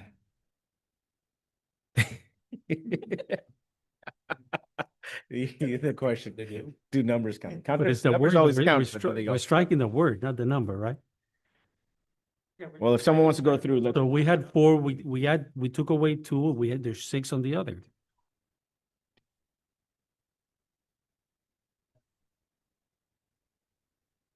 I'm gonna challenge that. It says no more than 15 words, not numbers. And Vice Chairman, can you restate your motion? Your amendment? Yes, the motion is to remove the parentheses and the words "the mayor and 4 at-large council members," close parentheses. that's the current phraseology. Okay. All right, so let's stick on that real quick and then we'll go back to the counting. Well, we'll definitely be under 75 by if this moves. So any discussion further on removing this language? Seeing none. All right, all in favor, say aye. Aye. Aye. Aye. Any opposed? Seeing none, motion passes. Bless you. All right, so now back to the main motion as amended. Do we still have questions as to whether or not the numerals count as numbers or not? Do we want to have someone count the words that we have? Because then the questions are going to be, does 2028 count? And I'd like to do we know, propose, Mr. Town Attorney? I believe that the numbers count, yes, Numbers, because there's okay. characters. I'd like to propose another change. Sure. All right.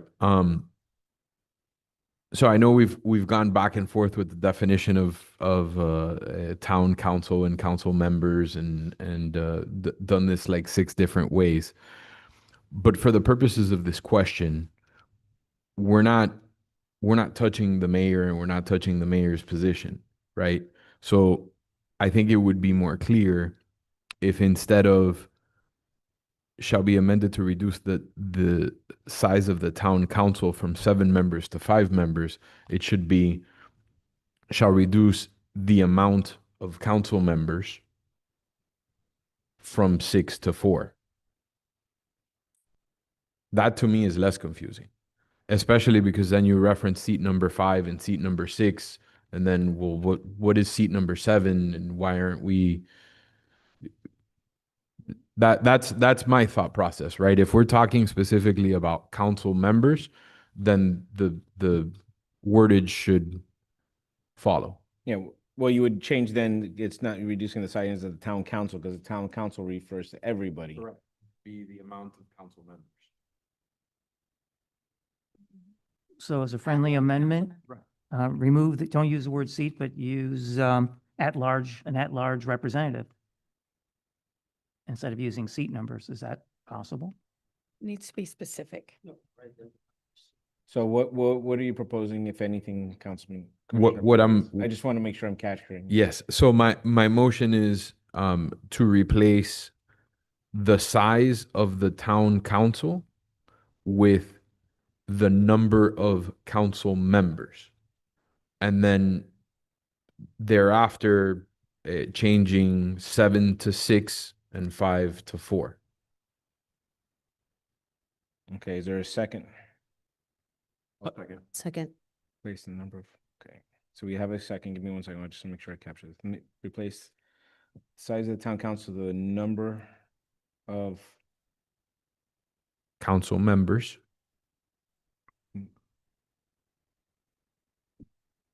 from 6 to 4.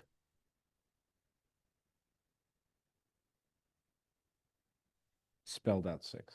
Yes.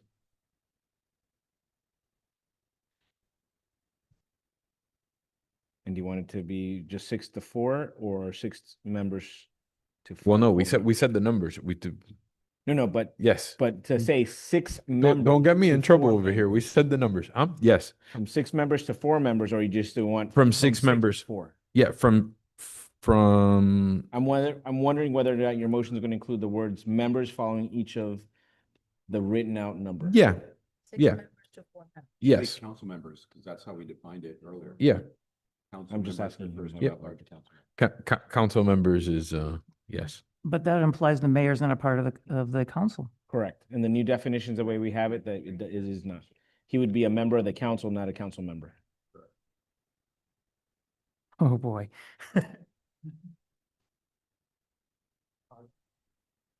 Yes. Okay, any further discussion on changing of that language? Seeing none, all in favor say aye. Aye. No. All opposed? Is it a no? It's a no. Okay, no, I'm just making sure because I hadn't called the no's I yet. know. I'm sorry. Are you really? All right, passes 6-1. All right, any other further language on the motion as amended? The ballot title needs to be changed as well. Okay.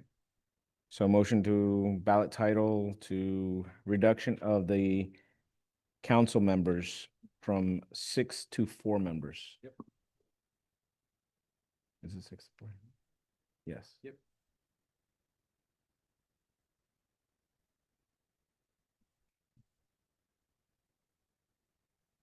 All right, if there's a motion, is there a second? I'll second. We have a second. Any discussion?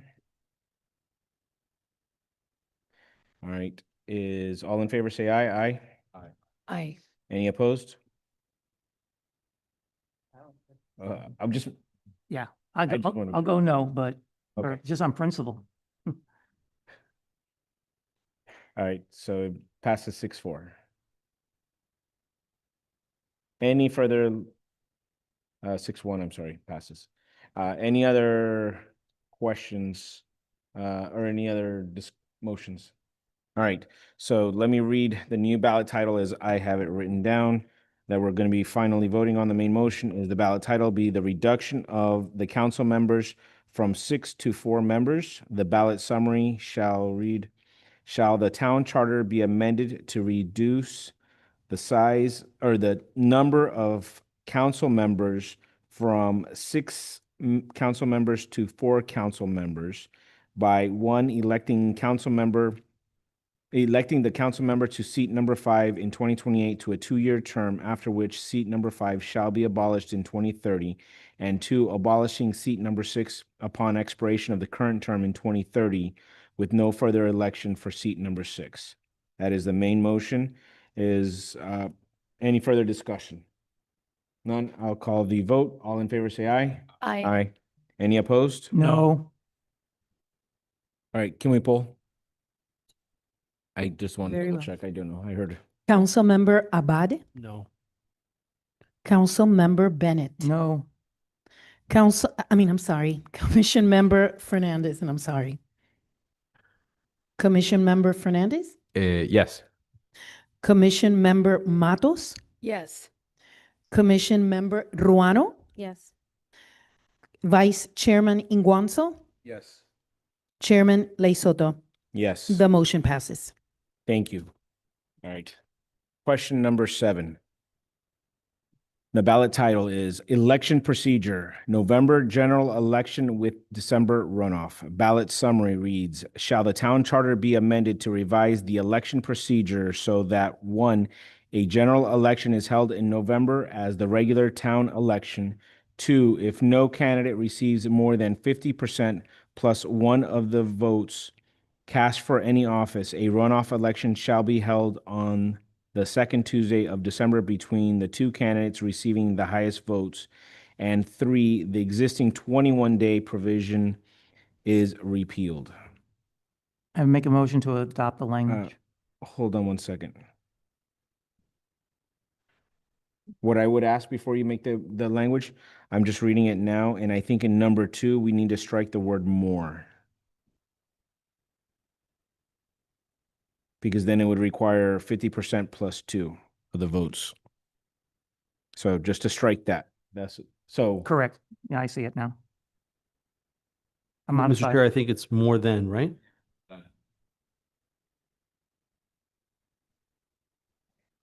no, because if you receive 50% plus 1 of the votes, you win.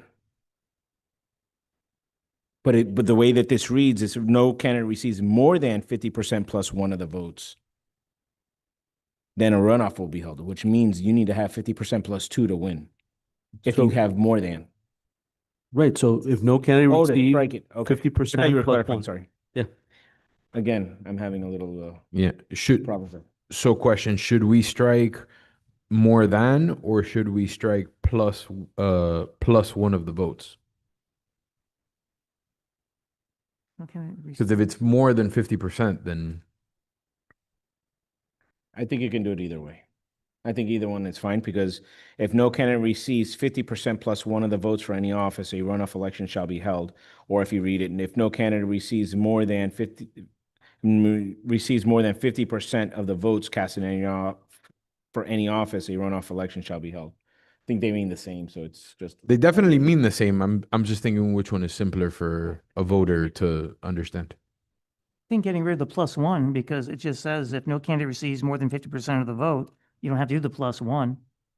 It doesn't, it's irrelevant at that point. I can tell you, I have no preference either way.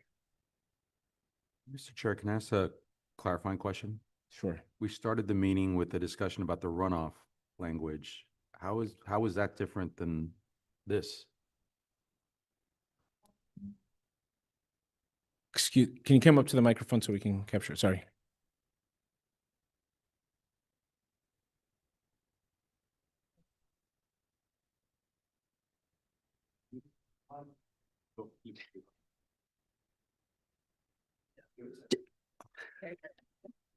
Just to add to that, I think the chair had suggested that the attorneys bring back language based on what was voted on with the runoff. Okay. So I don't know if you want to table that ballot question. Okay. We can do that, and then you can come Or- back, and that'll be another tabled one. She'll Is that- revise it. Was that the clarification based on? What she's saying vote is that this initially? runoff language. Yeah. Is she's asked, and I think what she's saying is she can propose language on this into 7 Right. to address Okay, it. but help me out. How is what we discussed earlier different than this? Is it the same thing? I think that has something extra on there, no? What we started the meeting with, the first item that we discussed That's regarding the the runoff. entire item? Yeah, you want me to show it to you? Yeah, that was the proposed language that we had, So but it's different. Correct.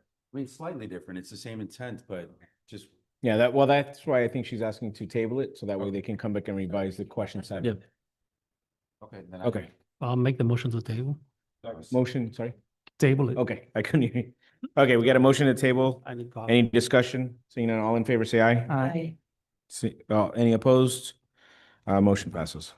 Clarification, who seconded the motion to table? I know it was. Commissioner. Perfect, Fernandez. thank you.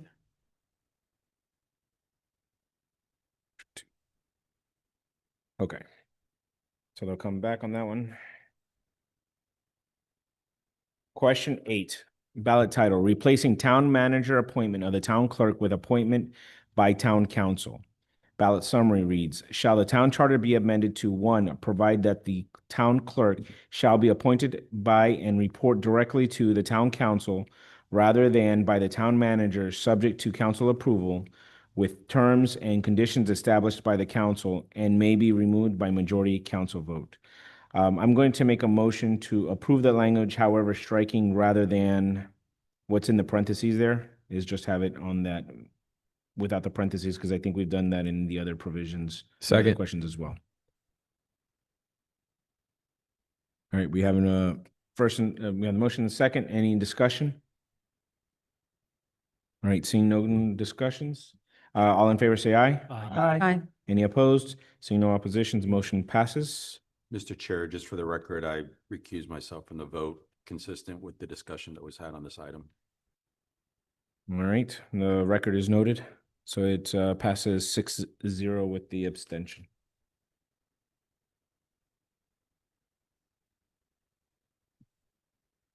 All right, we're going to question number, ballot question number 9. Is ballot title Administrative Updates, Town Manager Removal, Acting Manager, and Town Committees. Ballot summary, shall the town charter be amended to 1, modify the town manager removal provision so the town manager may be removed by a majority of the council vote rather than shall, and comprehensively revise the procedure for designation of an acting town manager during temporary absence or disability of the town manager. And 3, provide that the council may rather than shall establish or terminate town committees as it deems advisable. I would make a motion to approve and not to strike the language in it, but just strike the parentheses, because I don't believe the parentheses are needed, but I think the language is necessary to just kind of clarify what is the change in that language. That's Second. We have a second. Is there any discussion? Yeah, I mean, Commissioner Abado? yeah, I mean, if I'm counting, I think we're up to like 17 items, right? That we're gonna put in on the ballot.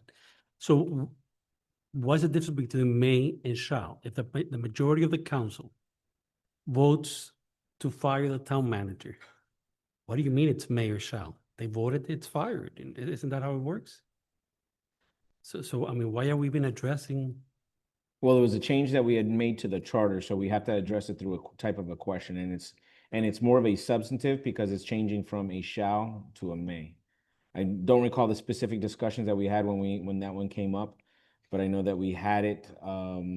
But again, I mean, doesn't it mean the same thing? A majority of the council votes to fire the town manager. There's no may or there's no shall. The town manager. No, it is wasn't. fired. It wasn't whether or not it was a majority voted to. It was whether I'm trying to remember what that language was. In that, let me see if I can go back to my.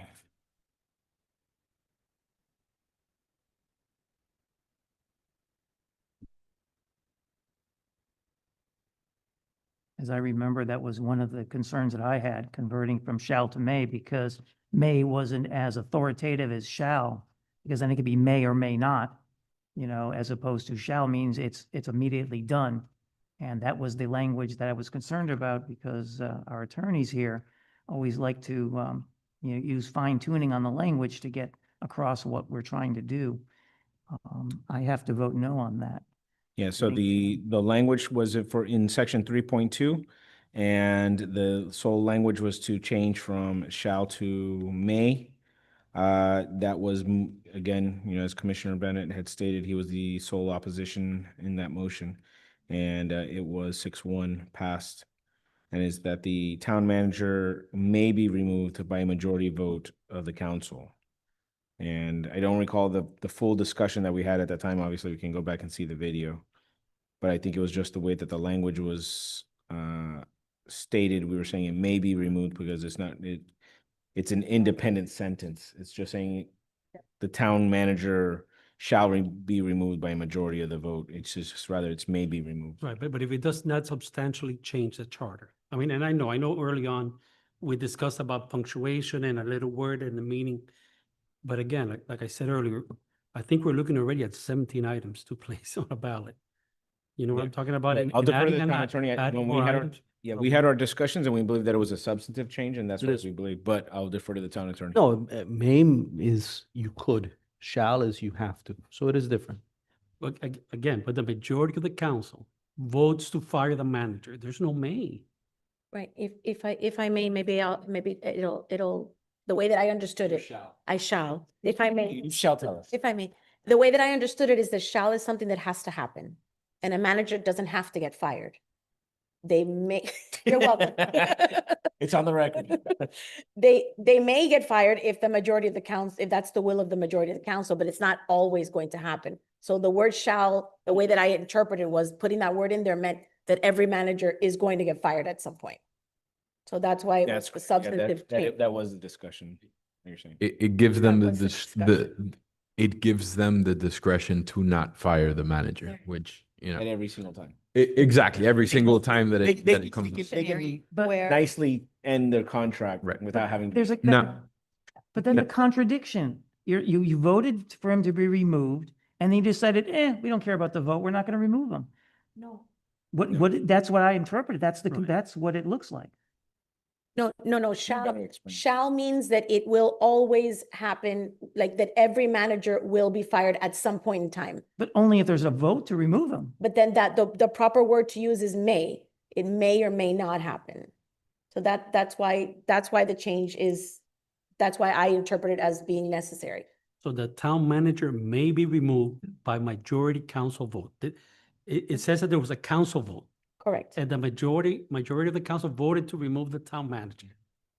And you're saying that we're gonna ignore what the majority voted? But if it says shall, that means that if it says shall be removed, then it means that that every council has to vote to fire the manager, Yes. whether they want to or not. It's like mandated Like he because could- he it's could- something that has to happen. Shall is reading- an action. Unit. Meaning that he couldn't just terminate his contract and be like, hey, look, my contract is done December 31st, and at the end of the 31st, no, you'd have to have the town council come back and say, hey, look, we have to fire you. It says here in the Shall charter that terminate we you. shall fire you, so. Right, so We you're shall. fired. Right. So I will say this, I understand, I completely 100% after the explanation the first time ad nauseum understand the difference between may and shall and why it's a substantive change and all of that. I can't help but look through the extensive and growing number of items and have an internal debate with myself as to, if we have to cut something, is this significant enough to make it in front of the voters? And for as much as, the town's been around for 25 years and we haven't, stuck to having to fire the manager because we shall, right? I don't necessarily think it's not one of my priorities to get in front of the voters, right? I understand the need to do it, but I think if we have to cut something, this one and one of the ones coming up would be one of the ones that I would prefer cutting over something more substantive. So through the chair to, Yes, Commissioner Matos. so we're gonna let 10 years test this one. Mr. Chair. Yes, if Mr. I may, Attorney. Another important part to this is not only the may to shall, but it was also of who was going to, or how the designation of the acting town manager was going to occur and how that was going to be reported. Yeah.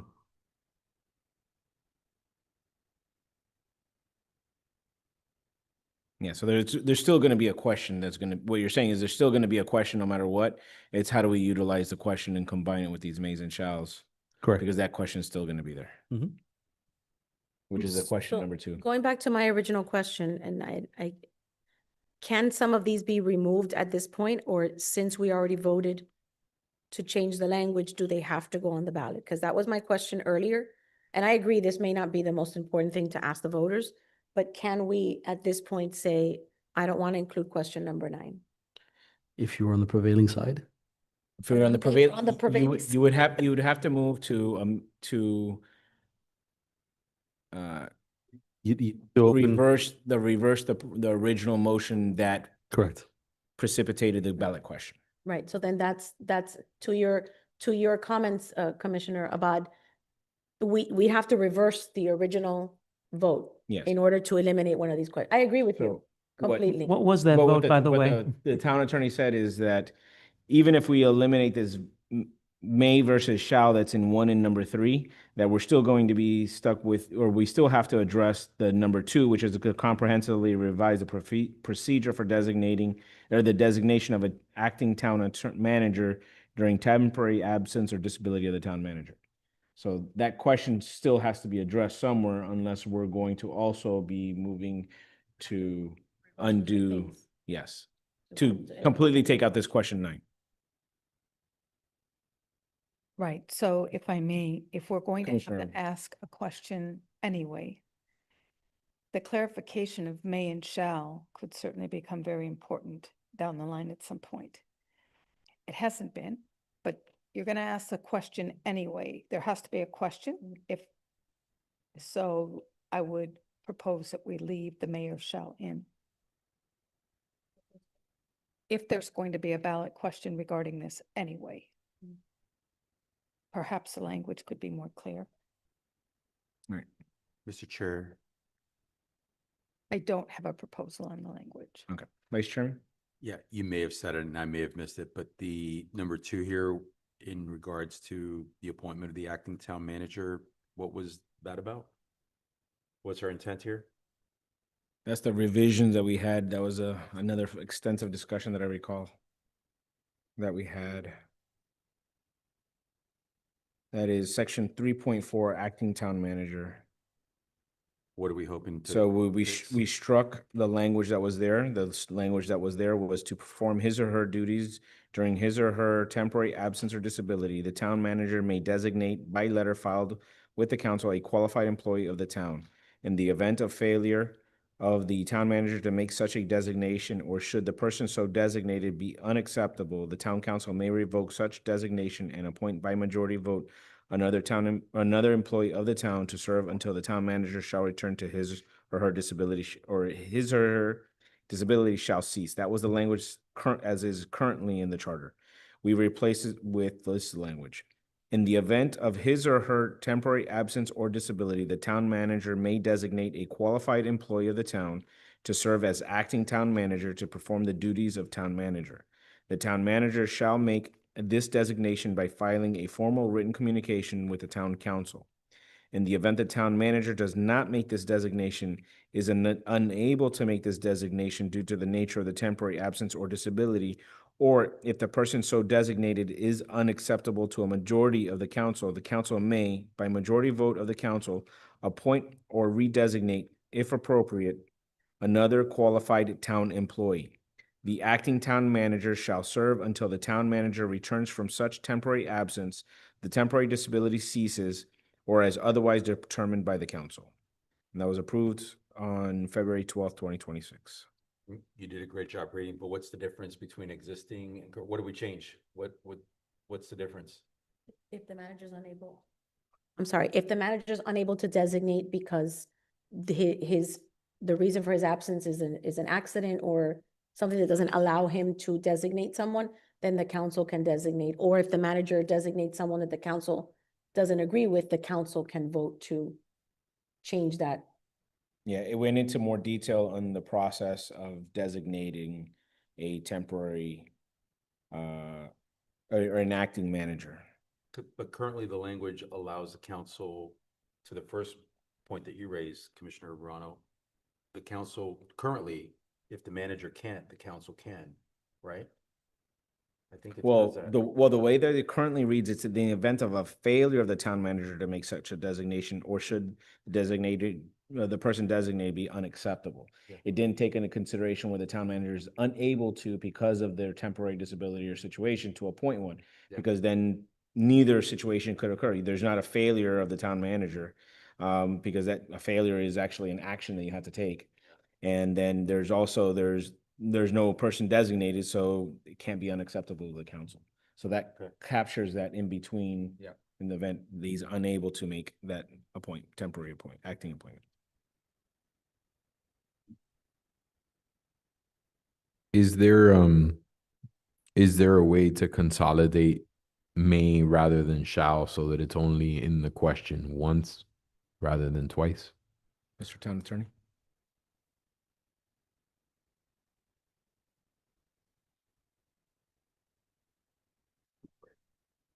I see what you're saying.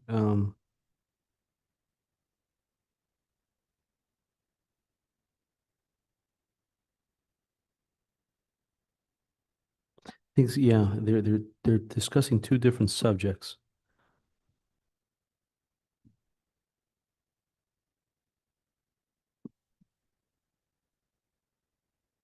Let me wordsmith it a little bit more and come back.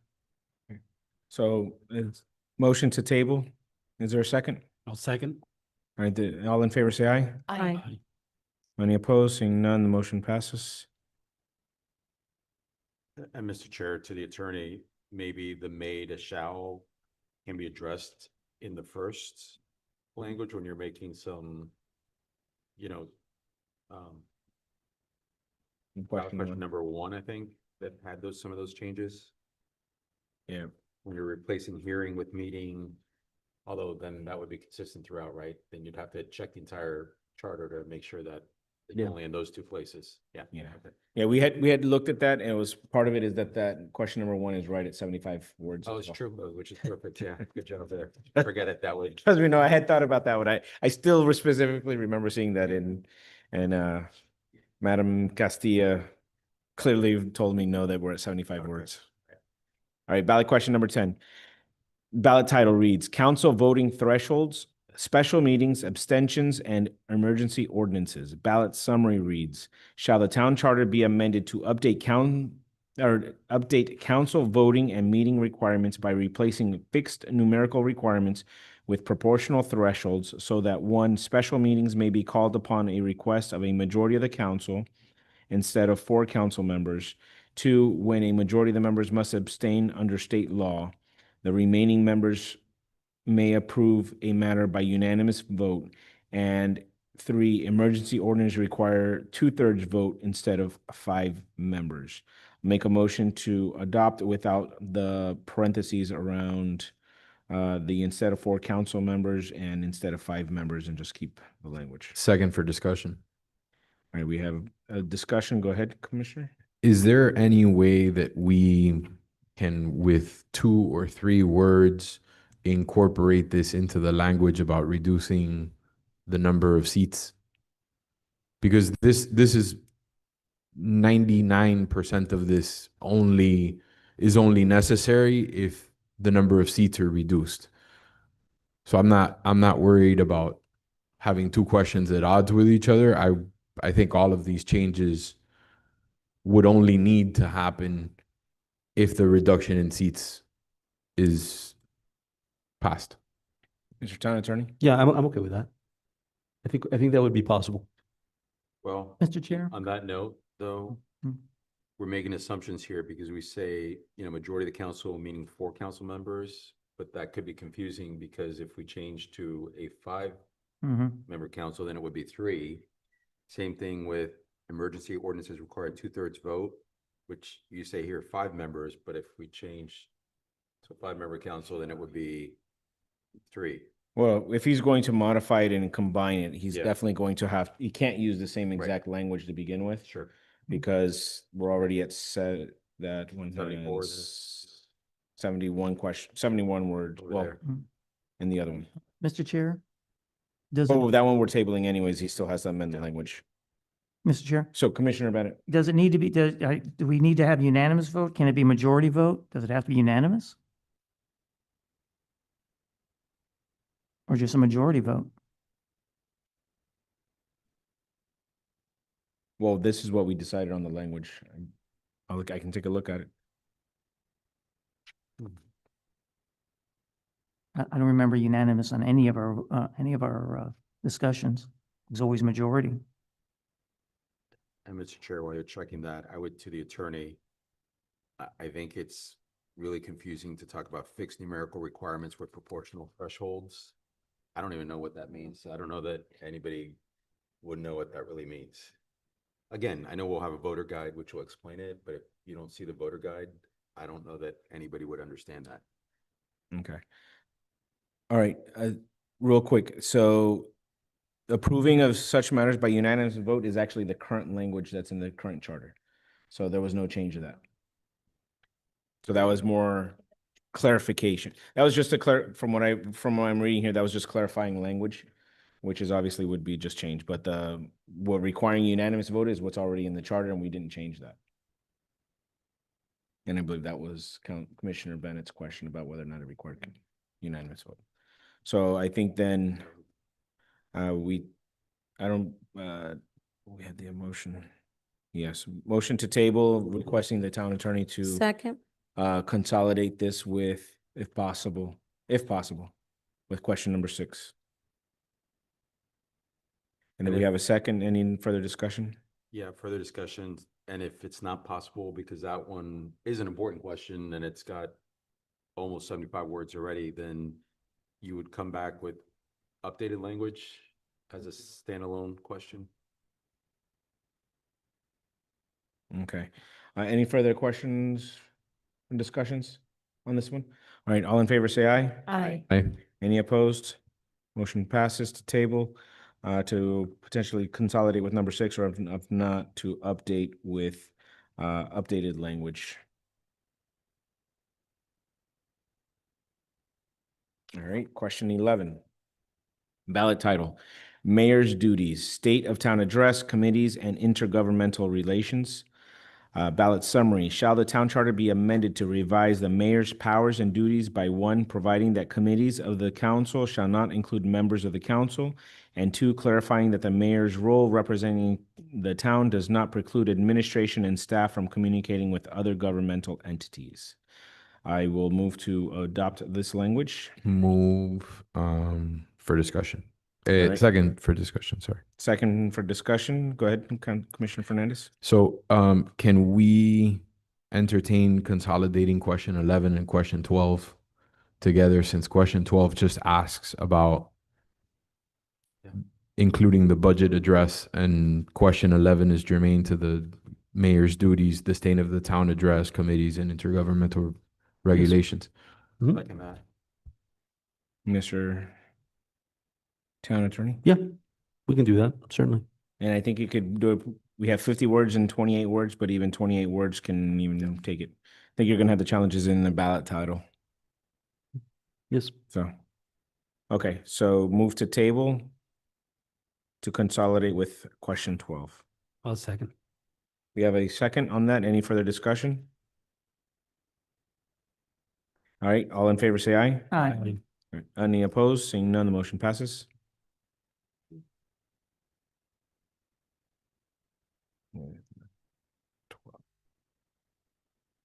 I think that takes care of also question number 12 that we're going to consolidate. Did you guys have any discussion items that you, or any direction you just want to give the town attorney as to question number 12, since he's going to work to consolidate it? So I just want a clarification. All we're asking in 12 is to remove the need for him to present the budget. That's all we're doing in that question. Yeah, we took it off because generally the mayor does not do the presentation. That comes from, I believe we said it was the town manager and staff. It's budget, yeah. Yeah, they do it separately. That's why we're just taking it out there.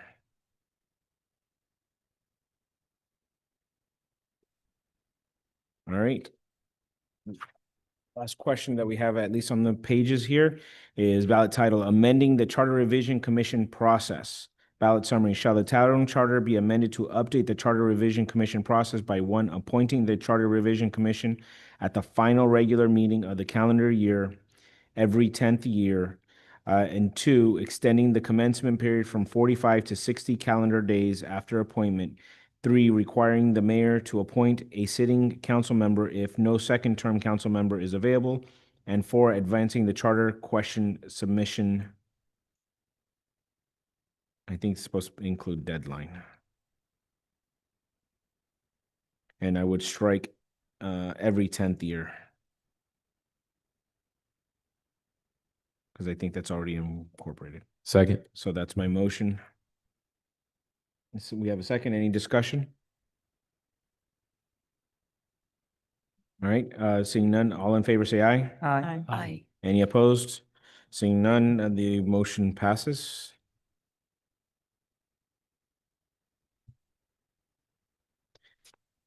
All right, number 14, ballot title, Conforming the Recall Petition Signature Requirement with State Law. Ballot summary reads, shall the town charter be amended to align the recall petition signature requirement with state law? I think it's currently provided for in section 100.361 Florida statutes. That is the motion to adopt that language. I'll second for discussion. All right, the second, go ahead, Commissioner Fernandez. This one was the other one that I, in some world, could live without, because state law is going to preempt the charter anyway.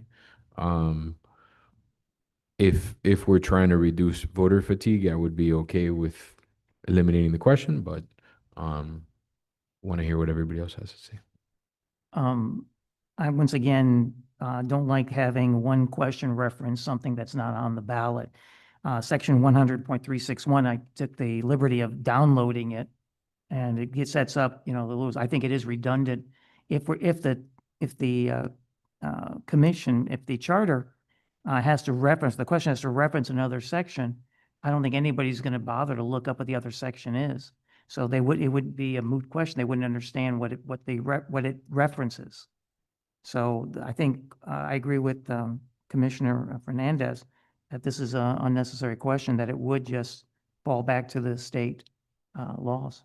Well, it doesn't fall back to the state law because this was the discussion about whether or not we keep 10% or we just had it per applicable law. And we decided to remove the 10% number to keep it with that, to align with applicable law. So it's not just referring back to there's a specific reason. I think, I thought where you were gonna go is to just as provided for in state law rather than the specific reference. I thought that's where you're gonna go, but Well, that's the thing, because it's 10% to get the question validated, and then you get, the person who's being recalled gets to do a rebuttal, and then you need 15%. That's what state law is written currently. yes. Oh, I'm assuming I haven't looked at it. Well, yeah, I mean, I downloaded it. I'll be happy to share it if anybody wants it. No, that's So I don't think that does the, what was intended in our charter commission, which was just 10%. There wasn't that secondary No, provision. we removed the reference to specifically 10% and we just deferred to state law. So it aligned with whatever state law. Currently, it's at 10%. State law could always change and they could say it could be down to 5%. They could increase it to 15%. Also, through the chair, the statute, it varies on the size of the local government. So if the local government is greater than a certain amount, then the percentage changes as well. Yeah, because I believe that the county is what, 3% or something like that, I believe. Yeah, but this section is for municipal. Counties are on a completely different section.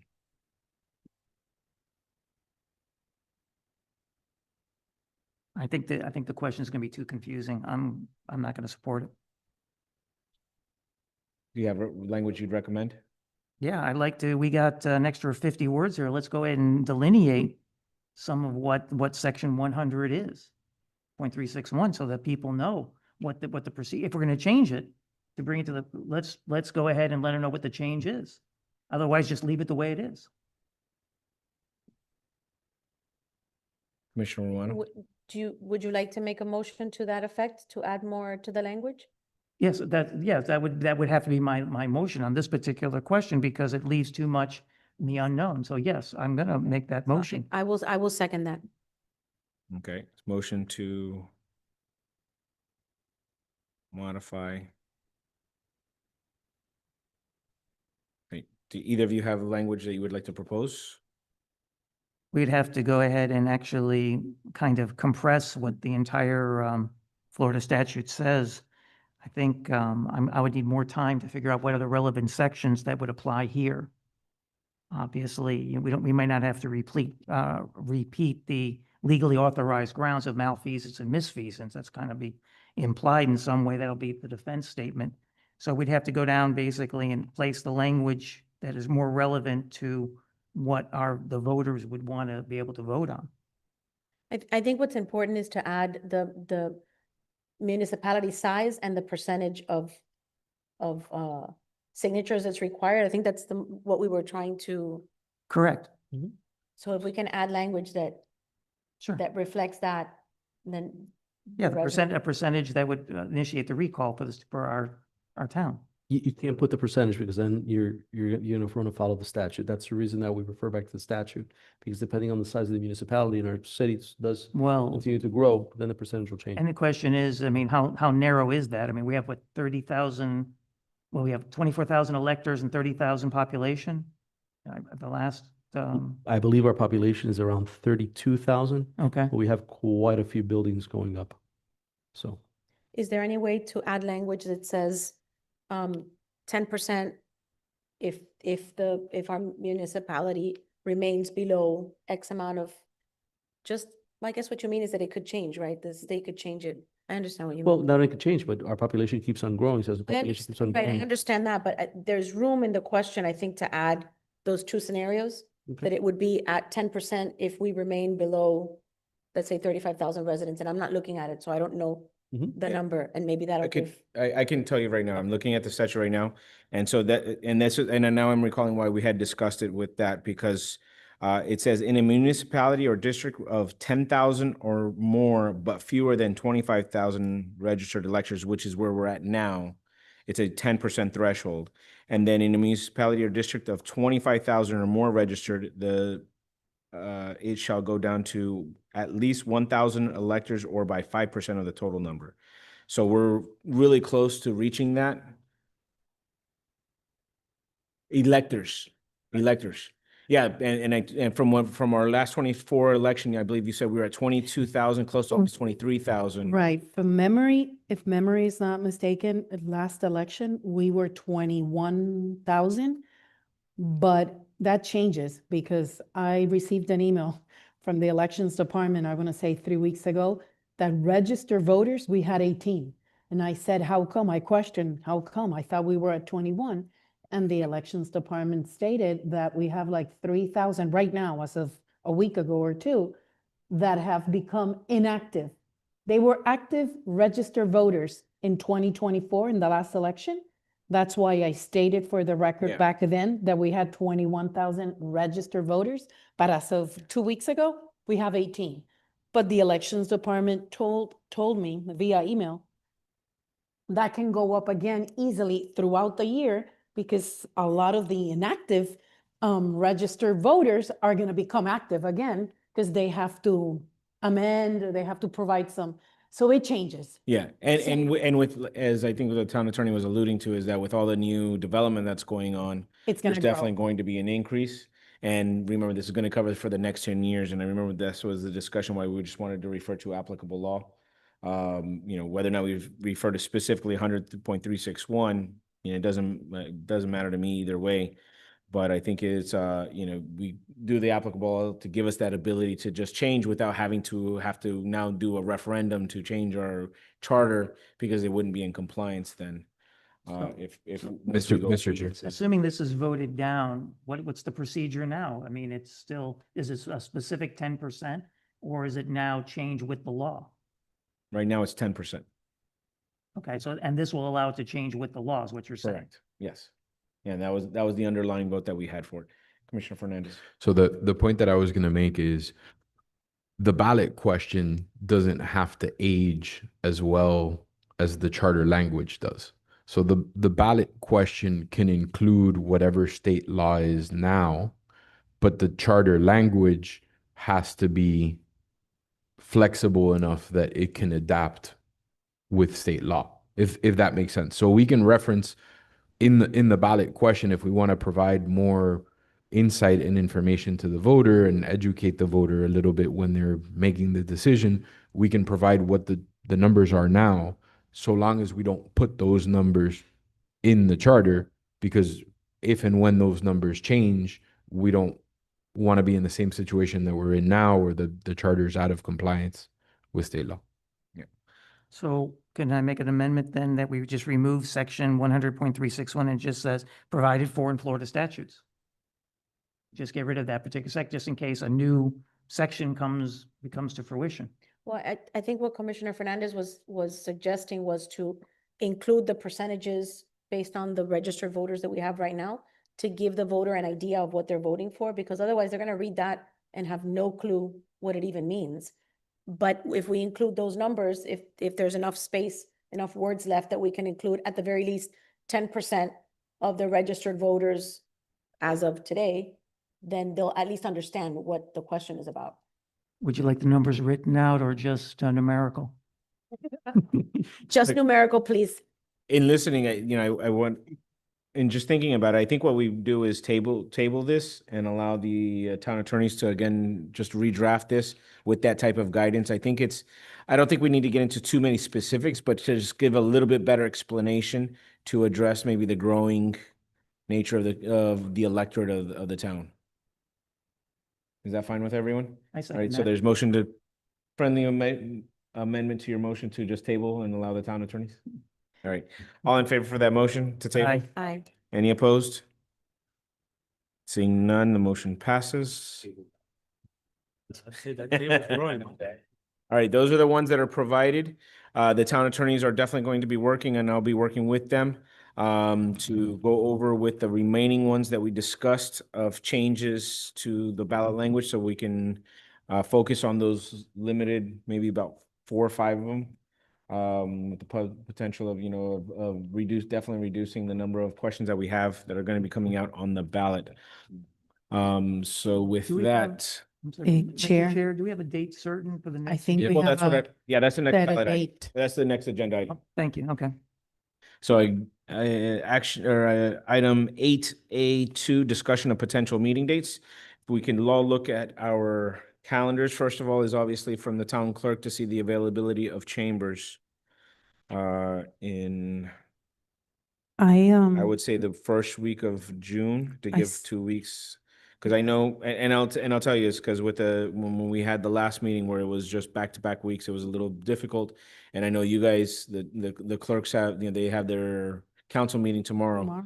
So it's going to be two main things this week. So I wouldn't want to do it just next week. If we can look at the week of the June 1st. I have, I'm just gonna throw out some dates for all of you to consider. I had reserved the date back in January of June 2nd in anticipation of needing it. So Tuesday, June 2nd is available.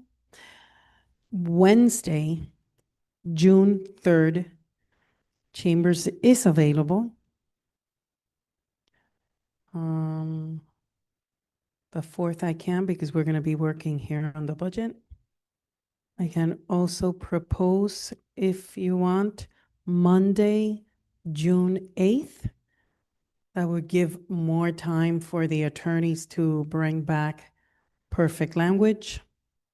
But again, it's really short notice because to include all this information in the council meeting agenda, we stitched the agenda on the 10th. Yeah, and we also have the Memorial Day break this weekend.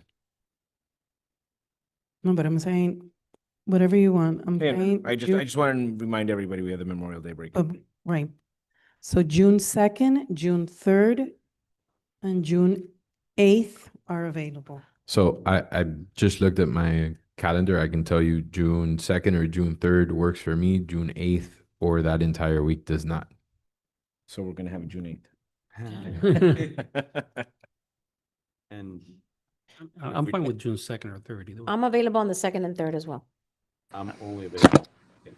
Would I be available, would I be allowed to do this by telepresence because I'll be in Houston that week? Not on a cruise? Not on a cruise this time. That was difficult. I can do the first week in June without issue. So I think, Chair, it you too, seems- you're available? Yes, I'm And the available. Through the chair, I'm available available for, second. You're available? Ju- Thank you. yeah, for the second and Councilmember third. Fernandez. Yes. So I believe Looks everyone like is it'll have- available. Everybody is for the second with Commissioner Bennett, I'm sorry, appearing telephone or via Zoom, perfect. correct? So June 2nd at 6:30 PM. All right, is that good with everybody? Mr. Manager, Mr. Attorney?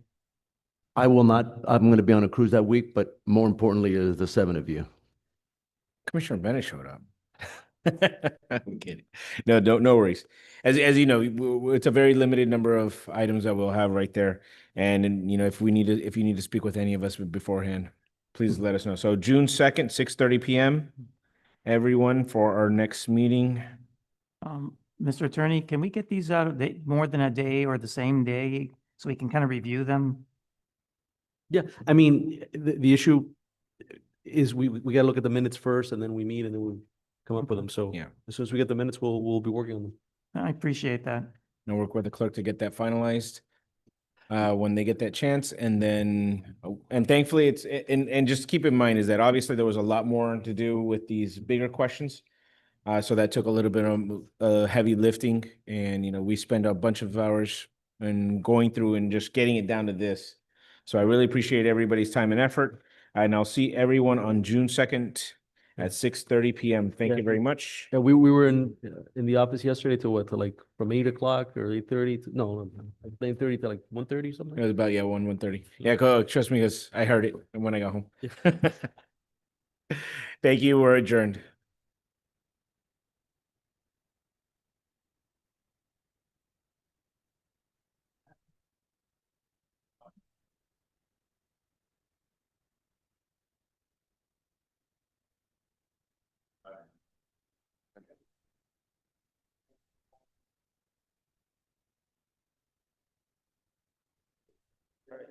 Yeah.